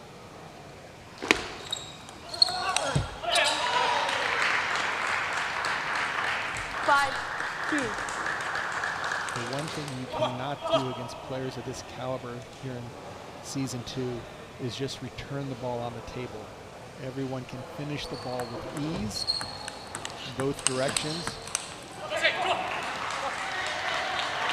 Generally, that's a given point for Enzo. He's on the offense. He's just playing the ball to both locations. overshot it on the wide forehand.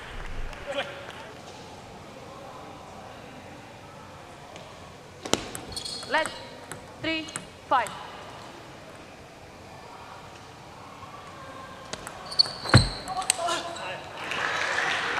Enzo does a very nice job of dealing with the forehand serve, just cutting it back across court into the backhand, forcing Serene to go for everything or nothing. And that's a good place to attack for Serene. 6, 4. Forehand box. And now we have Audie doing a lap. I really like his number choice.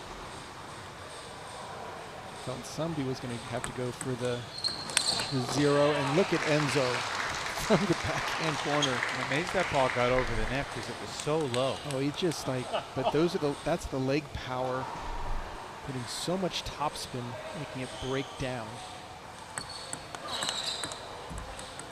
Again, Anglaise is playing most of his attacks from that backhand side. You don't know which direction he's going to go.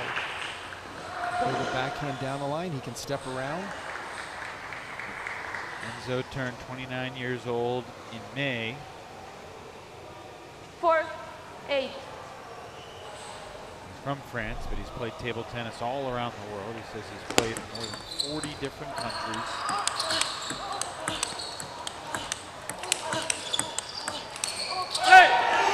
Great point by both players.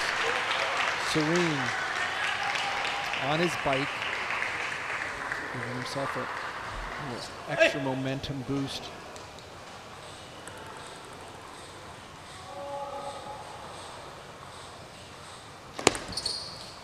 And that's not the serve you want to do when you're trailing by 3. Nope.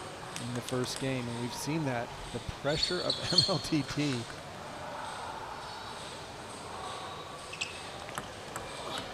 And then a great service position by Anglaise. 10, 5.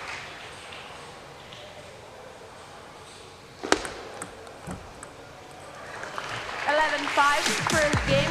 On the MVP from season 1, looking strong to start season 2 here in the singles.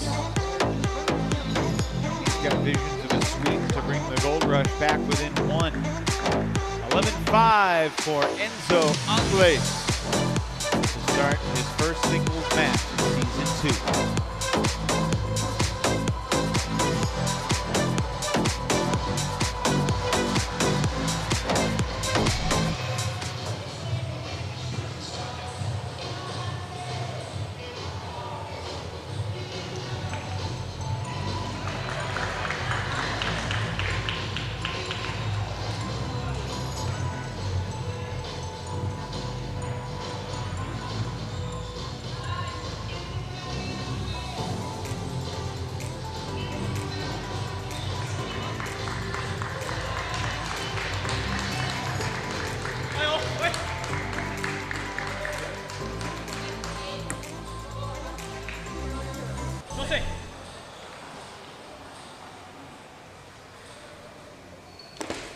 Oh my goodness. 0, 1. He may have gone the entire first season without doing that.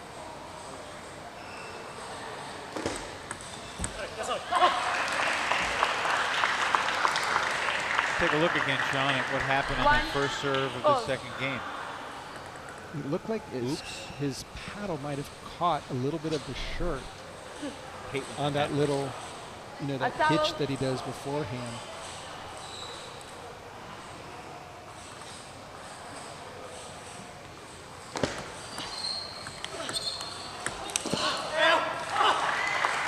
Enzo doesn't do it before every point, but there are a lot of points. And I noticed this, we were watching some of the footage from last year. He does a little foot fire before every point just to get his feet moving.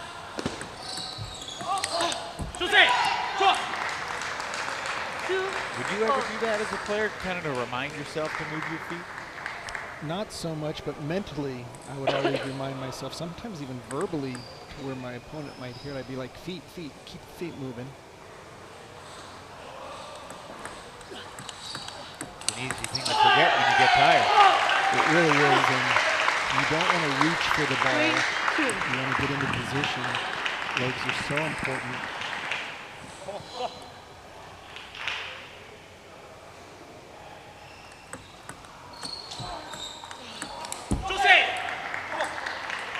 Three, 3.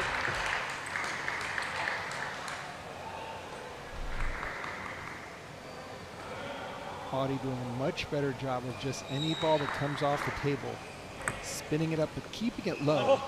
Not just a slow opening, but a spinny opening low to the net. Enzo just forcing the offense on the serve return. Never giving Audie an easy ball to attack.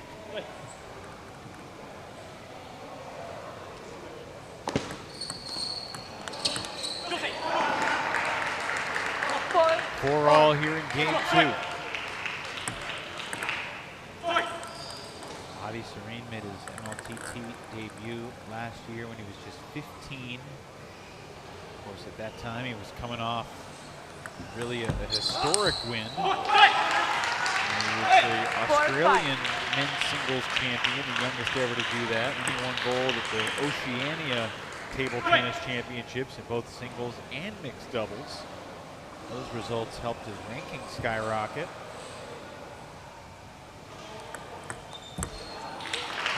They moved him into the top 40 in the world. Yep. At 15 years old. I mean, that's amazing. And it's kind of absurd. It is. It makes no sense from Australia.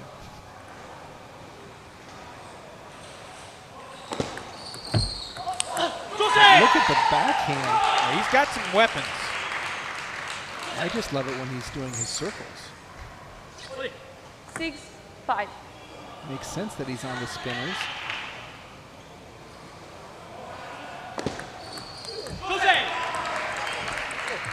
Not sure which way to go on that last one. Serene said the highlight of his first MLTT season was winning the ultimate golden point against Collet. 5, 7. And then he didn't run a lap around the playing area. He ran around the entire building in celebration. He had a little bit of a magnetic effect on his teammates as they all joined in. It was October 29th last year down in Texas. It's the second ultimate golden point ever. He's now had 7 ultimate golden points. The point played at 20 all in the golden game. 7th being last week with Liam Pitchford getting the win over Taeyoon Kim. 7-4. And Audie played a great point to stay in this rally, but again, Enzo the one driving the ball. Audie forced just to try to keep it in play. Of course, the irony there, Serene is now Collet's teammate, so he's not going to have to face him in an ultimate golden point again. Oh, you got to make that shot. Timeout, Seattle. Timeout, spinners. Timeout, Seattle.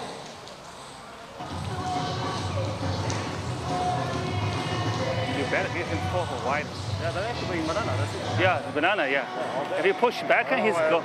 Yeah, can do banana. Be afraid. You know what you said before. Yeah. So don't be afraid. Get the confidence, and then you're doing good. You can make also one long service. I don't know if you choose now or in the third set, but you can make one long and wait. Yeah, it's a very heavy underspin what he does with his this one. Yeah, yeah. When it's half long, you start with. Also the body language. Yeah. If he sees Exactly. Yeah. You start running around the energy and yeah. Let's go at it. Let's go. Fight. Come on.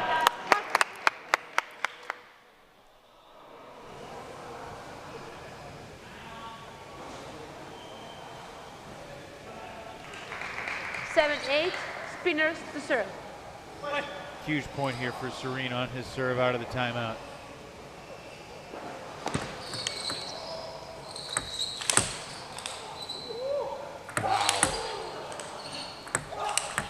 But Enzo puts it away anyway. Talk about an extreme angle. Enzo Angles how serene he turns this, I have no idea, but watch this heavy inside-out forehand smash. That was such a difficult winner. 9-7. That he made look easy.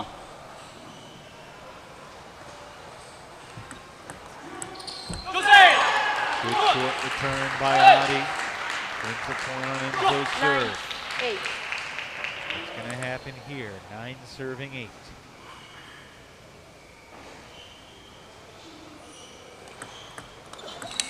Angles.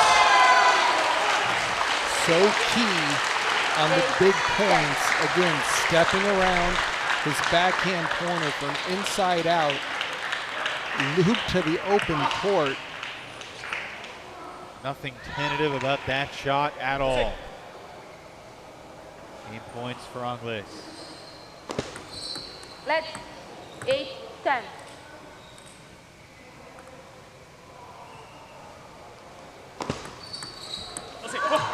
Okay. 10-9.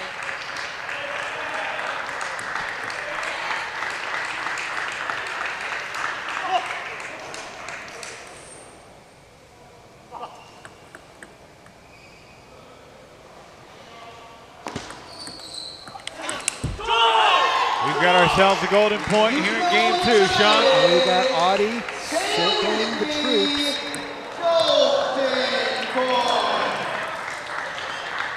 And he's got the serve. How aggressive will he be with a third 10, ball? 10. Just count on it.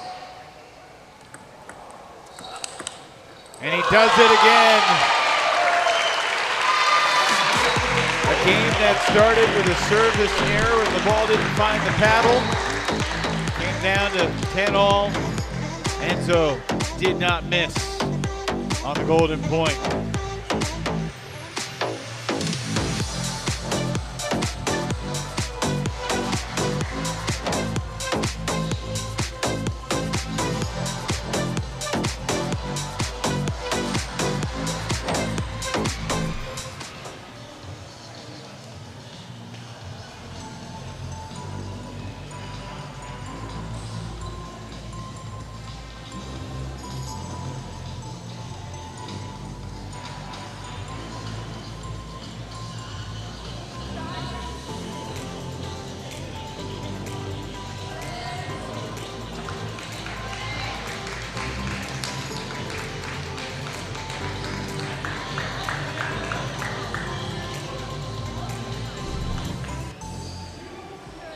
Second ever meeting in MLTT between the Gold Rush and the Spinners.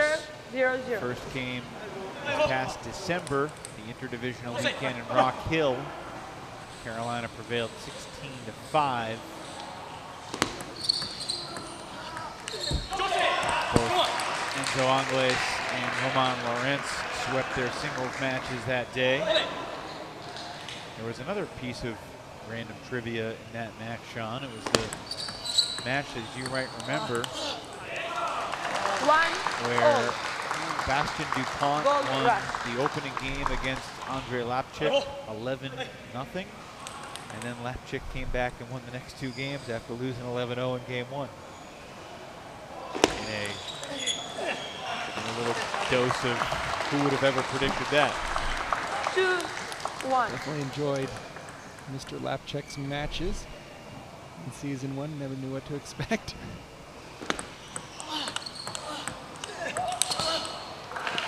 Adi Serene was unavailable that weekend, and Seattle missed him. Serene played in just 3 weekends last year, the first 2 of the season, and then went 5-1 in singles in Portland late January. The biggest ability is availability. Enzo Angles was probably the MVP in that department as well, because he answered the call every single time the Gold Rush suited up. And I think that might be true for Hong Lin as well. Yep. And in order to win, you got to play. And the Gold Rush really going into the playoffs were the team to beat based on their ability to send their #1 team out. Again, the change in format now, instead of you just playing conference games, all season long. There's a lot more interconference play. Yep. Just going to make things even more exciting.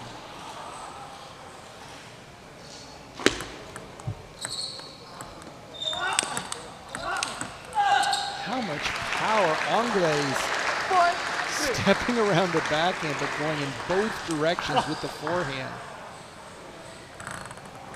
He's got great balance when he plays. He really does, and I'm just thinking he might want to put some ice on his shoulder after this. Oh, look at the ace cross court, just juicing up the serve. Look at this. Just sending it. It didn't come off the end of the table. That went off the side. Serene just trying to run it down to put a paddle on it. 3-5. Seattle was up 8-3. Angles trying to make it 8-7.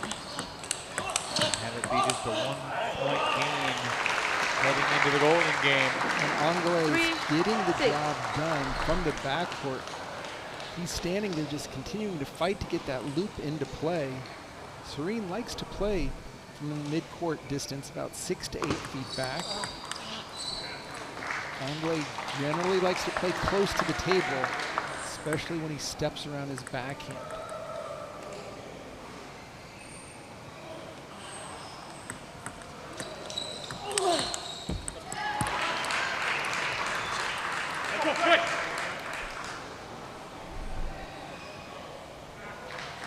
Serene adding some offense, stepping into the court, stepping closer to the table, I should say. And that's going to be a mistake there. Serene's going to find the open court to the wide forehand. 5-7. Nice drop shot, and then boom, right for the winner. And there's some similarities in this match to the Kole Satoshi Ida match in that Ida played really well and at the end had nothing to show for it. I feel like these last couple of games, Serene has been right there. He could make a move here in game 3 to steal it. 6-7. And yet, I imagine you would agree that there's just a level of trust and confidence that you have in Enzo to figure out a way how to get home. Takes a timeout here up 7-6. He just has so many options. Focus, come on.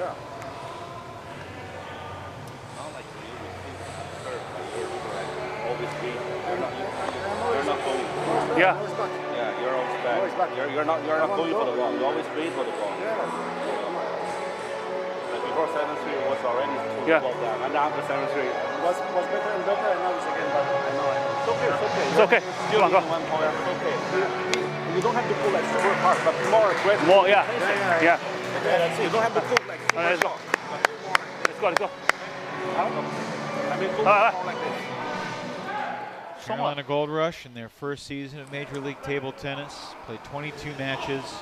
They won 16 of them. 7.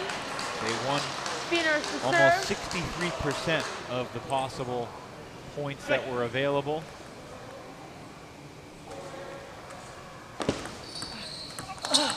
Adi Serene ties it up. That serve return really didn't have much on it by Angles. Just pushed it over, came over high. Serene stepped in, made a strong loop. 7. They're tied up at 7.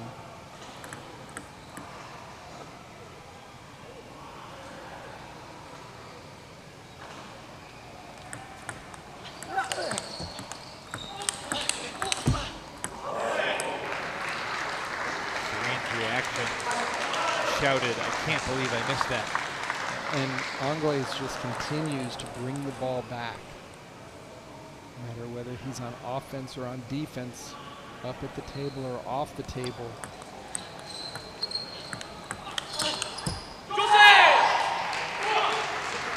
Interesting point right there. And Serene has a chance to take a lead on his serve.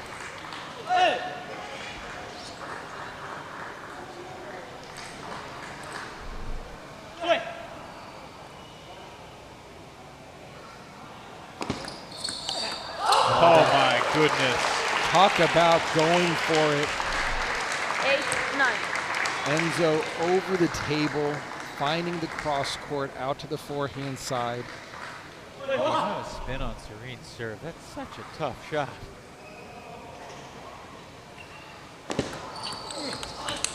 He did it again. And follows it up with a nice set of forehands and is rewarded by having the serve in 2 game points. If it gets to 10-10, be a third one for both players.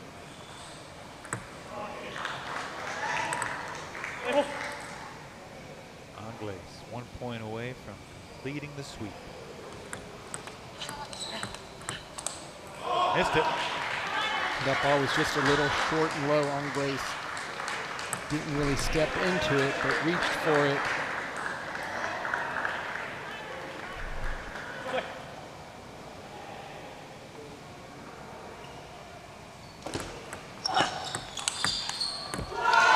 Angles doing a phenomenal job keeping Serene off balance. Went to the wide serve again. And he wins game 3, 11-9. Hard-fought 3-game sweep for Angles. Like he's done so many times, putting the Gold Rush on his shoulders. Seattle has a lead going into the Golden game, but it is a small lead. In fact, it is the smallest lead you can have. Should be a fascinating Golden game coming up.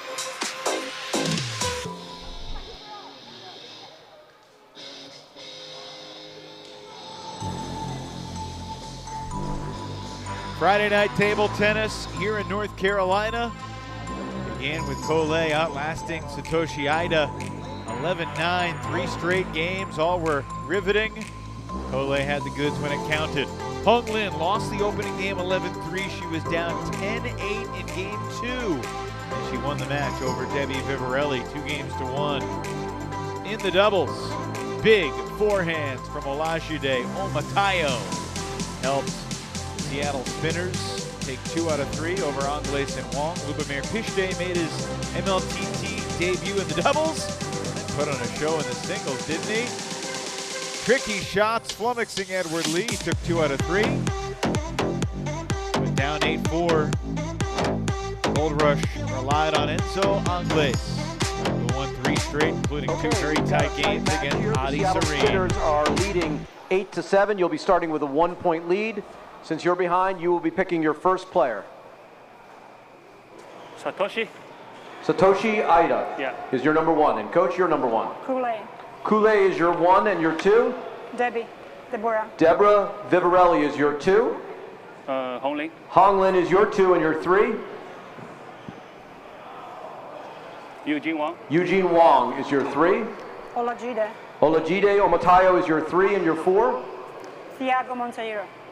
Tiago Montero is your 4.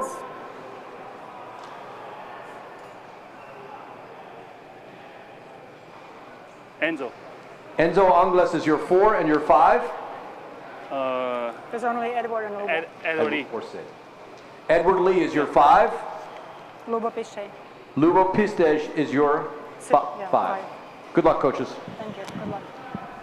Well, the fascinating part of this is Adi Serene, who just played Enzo Angles pretty tough, will not be a part of the Golden game. One of the rule tweaks this year is you can add one of your players that's active for the weekend but didn't play in the match into the Golden game. So we're going to see the debut of Tiago Monteiro, the 43-year-old Brazilian who was the 3rd-round pick for the Spinners this past May, going against Enzo Angles, the MVP. Welcome to the league, Tiago. And also you have Eugene Wang, who only played doubles, didn't play any singles. He'll be jumping as well, so this should be a barn burner here. A rematch of the first singles match.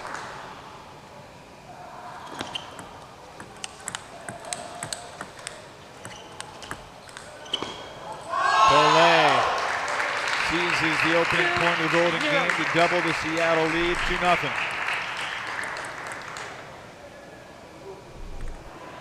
Seattle starting with a 1-point lead because of their 8-7 lead through the battle of regulation. Ida gets his first point in the Golden game. And that's what Collet said during the interview. He's like, what is this guy going to do? Both an offensive and defensive player. Oh my! Look at the block. 1, 3. Next. Just 2 out of 3 for Lay. Great reaction here by Collet, and look at the placement. Couldn't be better, and the ladies take center stage here for match 2. Lots of peaks and valleys in their match. Only 4 points here.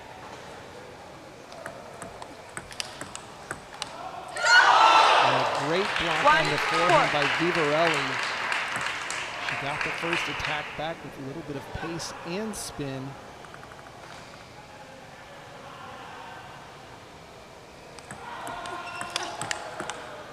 And again, a nice combination, blocking to 2 locations after Hong Lin made the first attack. Hong Lin had the 4th best Golden Game winning points percentage in the league last year. Vivarelli wins the first 2 on Hong's serve. Now Lin gets 1 back. Big point for Seattle if they can get some distance. And that was a nice forehand digging push by Vivarelli. 3 out of 4 for Debbie. Anytime you can stay up by 4, gives your team a chance to really increase the space. And this should be some big shots right now. Matayo against Eugene Wong. First singles for both of these guys. They played in the doubles. Oh, Olajide, no matter whether he's by himself or with a partner, he's hitting winners. And this is called going for it. Just gets the racket behind the ball, hits a winner.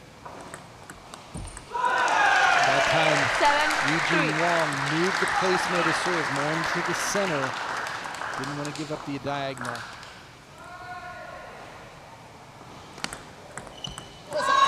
And Eugene just rushing the ball.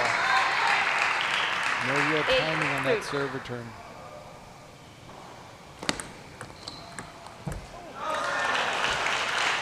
Wong gets a 2-2 split, so it's a 4-point game as Angles and Tiago Montero take the table. 4-8. Montero, an Olympian 3 times. How will he fare against Enzo?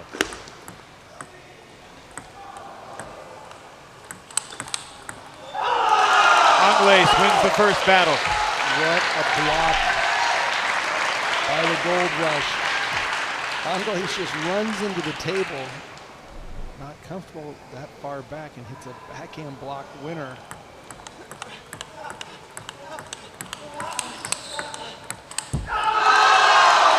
And you can see it on Angles' face. He is pumped up. Sean, maybe Seattle wins this and we'll get a chance to ask Luba Sadovska the question directly. Adi Serene just played Enzo 11-10, 11-9. Why is he not playing in the Golden Game right now?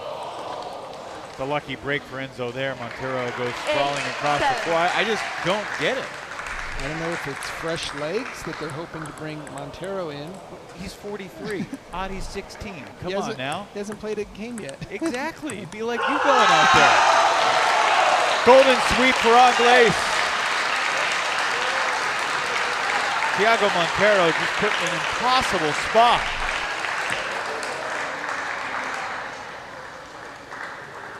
We'll see what happens from here. 8-all. Carolina into the lead here in the Golden Game for the first time. And this is what we've come to expect in Golden Games. A lot of streaks. Can you hold it when you're up 3 or 4? And there's a great backhand block by Pushday.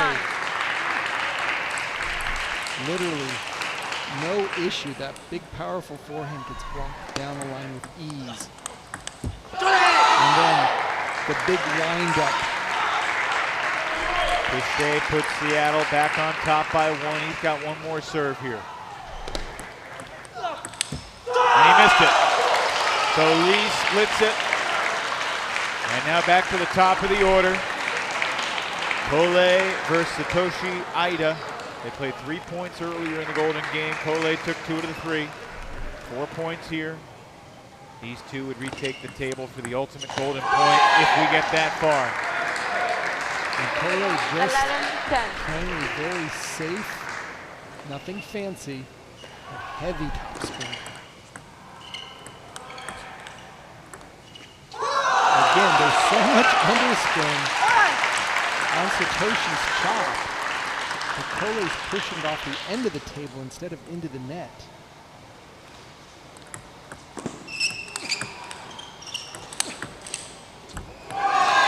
Well done by Kole. And that ball is so difficult to chop back when it's hit so flat, even though he's top spinning the ball. Not a lot of spin, more drive.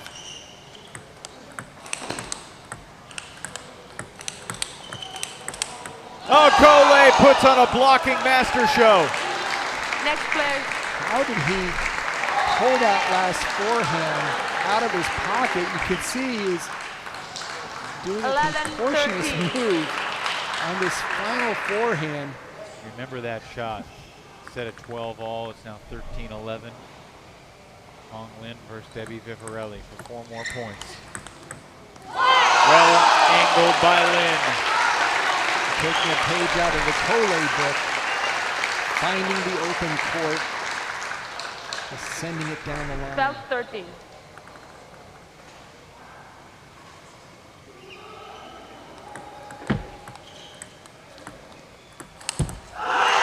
Vivarelli going for the drive, not satisfied with just getting the forehand, and she wants to hit a winner.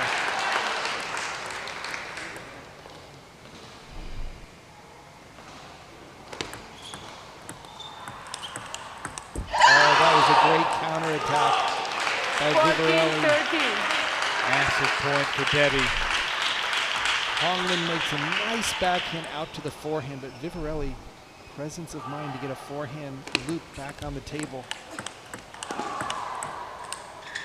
Honglin returns the favor from earlier. She gets 3 out of 4 this time. This is a great point. Look at Vivarelli run it down, but unable to keep the backhand on the table. So those 2 ladies are done for the night. They can only watch from here. 14-all. The game to 7, Sean. 4 points here for Matayo and Wong. Matayo sends it into the net. And Matayo had one big swing, but Eugene Wong was able to bring it back.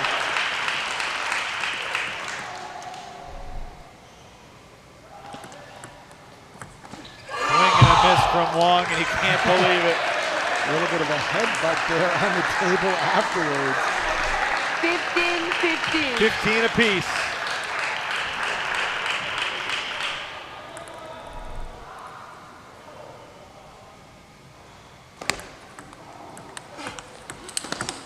Oh, Eugene Wong angled into the corner. Carolina up 1. What a placement block by Wong. 15-16. Matayo could not believe that came back. One more serve for Elijah Day. Deep serve, strong attack, but too far with the next ball. 17-15. 3 out of 4 for Wong. And look, Enzo Angles with a chance to close this out. in striking position, the MVP from season 1. He won all 4 against Montero earlier. Montero needs to get at least 1. And he's in trouble. Angles from the backhand court. That's money. He's going to make that shot at such an important stage, the step around.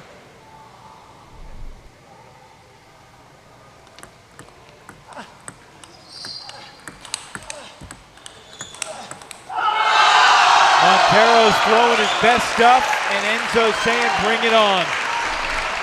Up at the table from the backcourt. Enzo is delivering. Timeout, spinners. Don't rush, don't rush. I'm Okay? Adi Just need Serene 1 right point. now. I don't know what's Don't going rush. on. Also, again, he steps around a lot, right? So you have to change a little bit more the placement, okay? Don't wait for him to change for you. You have to do it a little bit early for him, okay? Yeah, just don't rush. A little bit more time, energy. Oh my. Time. It was 8-3, I believe, early in this Golden game. Looked like Seattle was off to the 15-19. races. Spinners to serve. Now the gold rush, 2 points away. Montero has lost all 6 points he's played in this team match. That wouldn't lead to a big power ranking. I'm not worried about that right now. He's just trying to get one.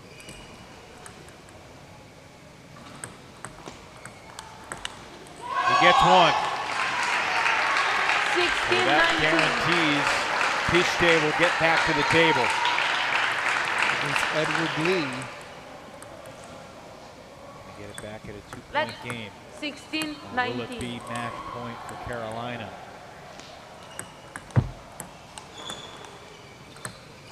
Oh my, he swings and misses on a ball that felt like a Seattle winner. And Edward Lee needs just one to close it out. 20-16. Angles wins 7 out of the 8 over Montero. Match point Carolina, Lee versus Pishte. Pishte keeps his team alive. If he can go 4 straight, it'll come down to 1 point between Satoshi Ida and Kole. Wait, go.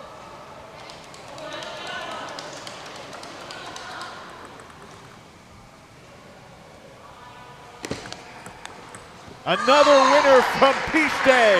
And he'll have the serve now, taking 2 points on Edward Lee's serve and a timeout. Gold rush. Gold rush. This is Major League Table Tennis at its best. 2合1啊，不要保，你从第一个发球上来就开始想保了，发这个，对吧？我知道没用，没用，没必要。不要保啊，2国1啊，啊，想拧就拧，想干嘛干嘛，想干嘛干嘛。别犹豫，你想上去，你失误也没关系。坚定啊，坚定，坚定，坚定。发球太保了嘛。 It seems so simple, Sean. Carolina needs just 1 more point. Final point, always the toughest. 18-20. Pishte Spinners to serve. trying to deliver for the spinners with their backs against the wall. He's got 2 serves. He's got 3 in a row, and it's 20-19. Powerful backhand by Pishte. This is the 100th golden game in the history of MLTT. Will we go to an ultimate golden point?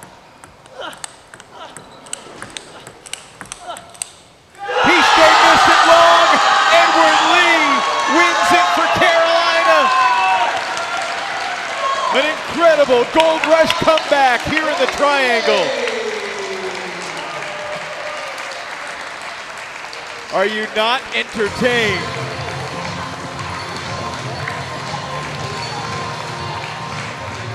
The most unlikeliest of heroes for the gold rush. What a performance. Enzo Angles, Hong Lin, Aida Wong, and of course, Edward Lee. All the emotions, all the feels. Major League Table Tennis Season 2. You think you're good?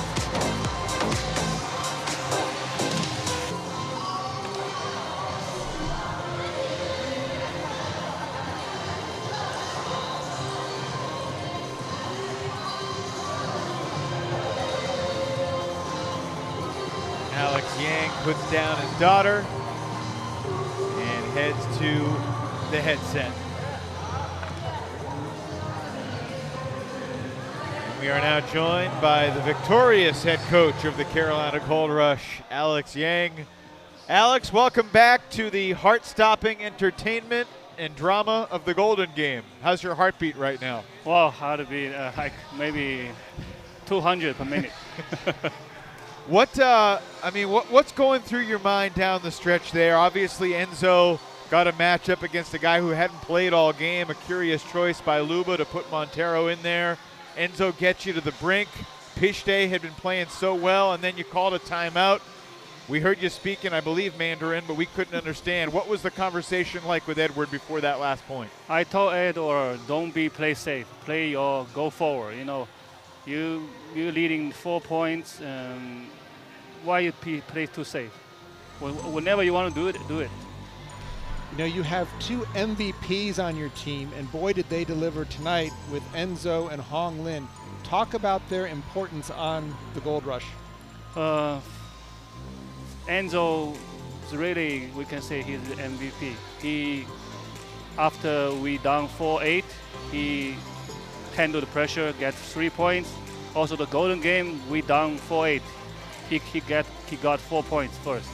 So it's amazing.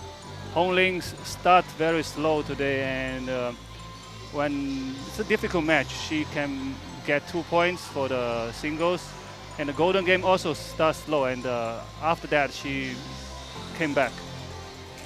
Alex, obviously the Gold Rush had a phenomenal first season in this league, but I imagine it ended with a sour taste in your mouth with how you finished the season, both the last weekend of the regular season and a championship weekend. What has been the main things you've thought about during the offseason about how to be your best when it counts this year?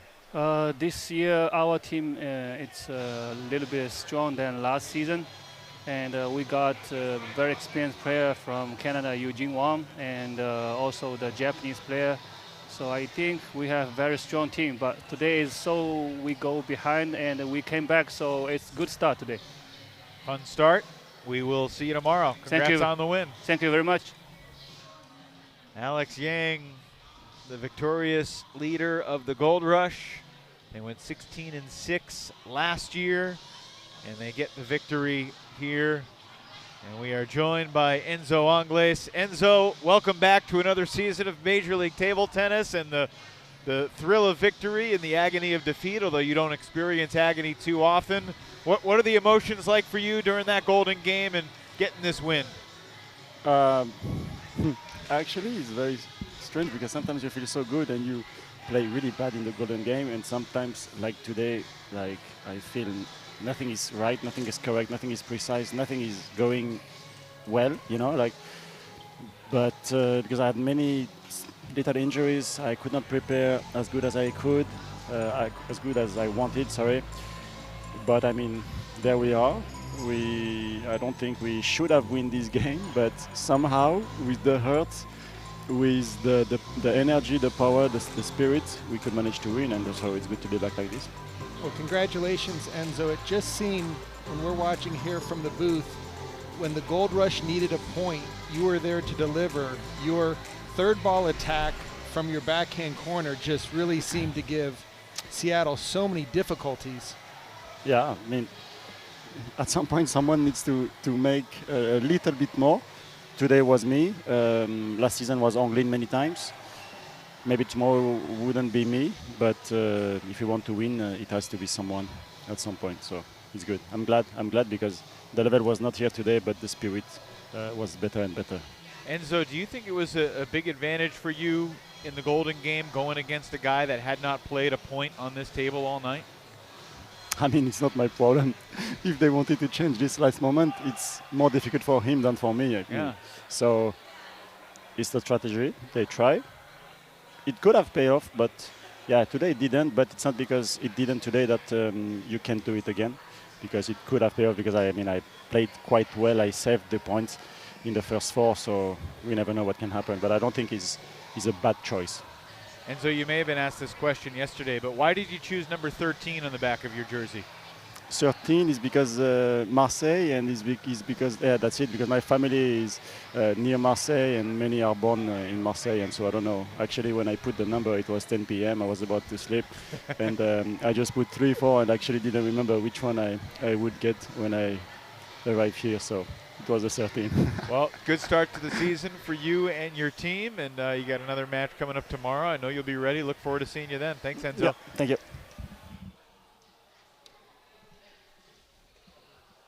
There's a lot to discuss from what we saw tonight, but let's go to the plays of the day first. We got 4 nominees, and Sean O'Neill has the power to decide. We'll go back to the Wang-Zhang match first in Texas and Chicago. So we've got Amy's powerful forehand scoring directly here in the doubles. That's what we saw a lot of all day today. Leveson making his forehand count. A lot of great points in this match.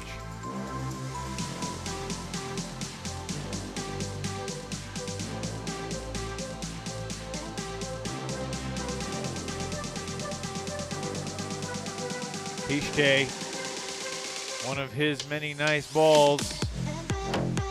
Eventually he would put this away. And I think I'm going to have to go with our final point with Lubomir Pichte showing the power, the placement, and the force of the Seattle Spinners. Yeah, Gold Rush too good in the Golden game though, and they come from behind to win 21-19. They take this match 13-8. Tomorrow, day 2 of this 3-day weekend here in the Triangle. The action starts at 4 p.m. with the Seattle Spinners and the Chicago Wind. And then we'll see the Texas Smash and the Carolina Gold Rush. East Division teams victorious today. Both Chicago and Carolina get it done. 2 more interdivisional matchups tomorrow, and then we'll have the divisional matchups on Sunday. That'll be when perhaps we'll see Lebesson versus Hungles for the first time, though the coaches are kind of shying away from those top players going against each other. We'll see if we can do a little campaigning, because with what we saw from Lebesson today, and Enzo, despite, he says, the injuries that kept him from being at the best level, he still looked pretty sharp in his return to season 2. I'm just as impressed. We saw it in Portland, the power, the finesse. East Coast is delivering just as well with 4 teams inter-conference going for it. Just truly amazing to see this level of play in the United States.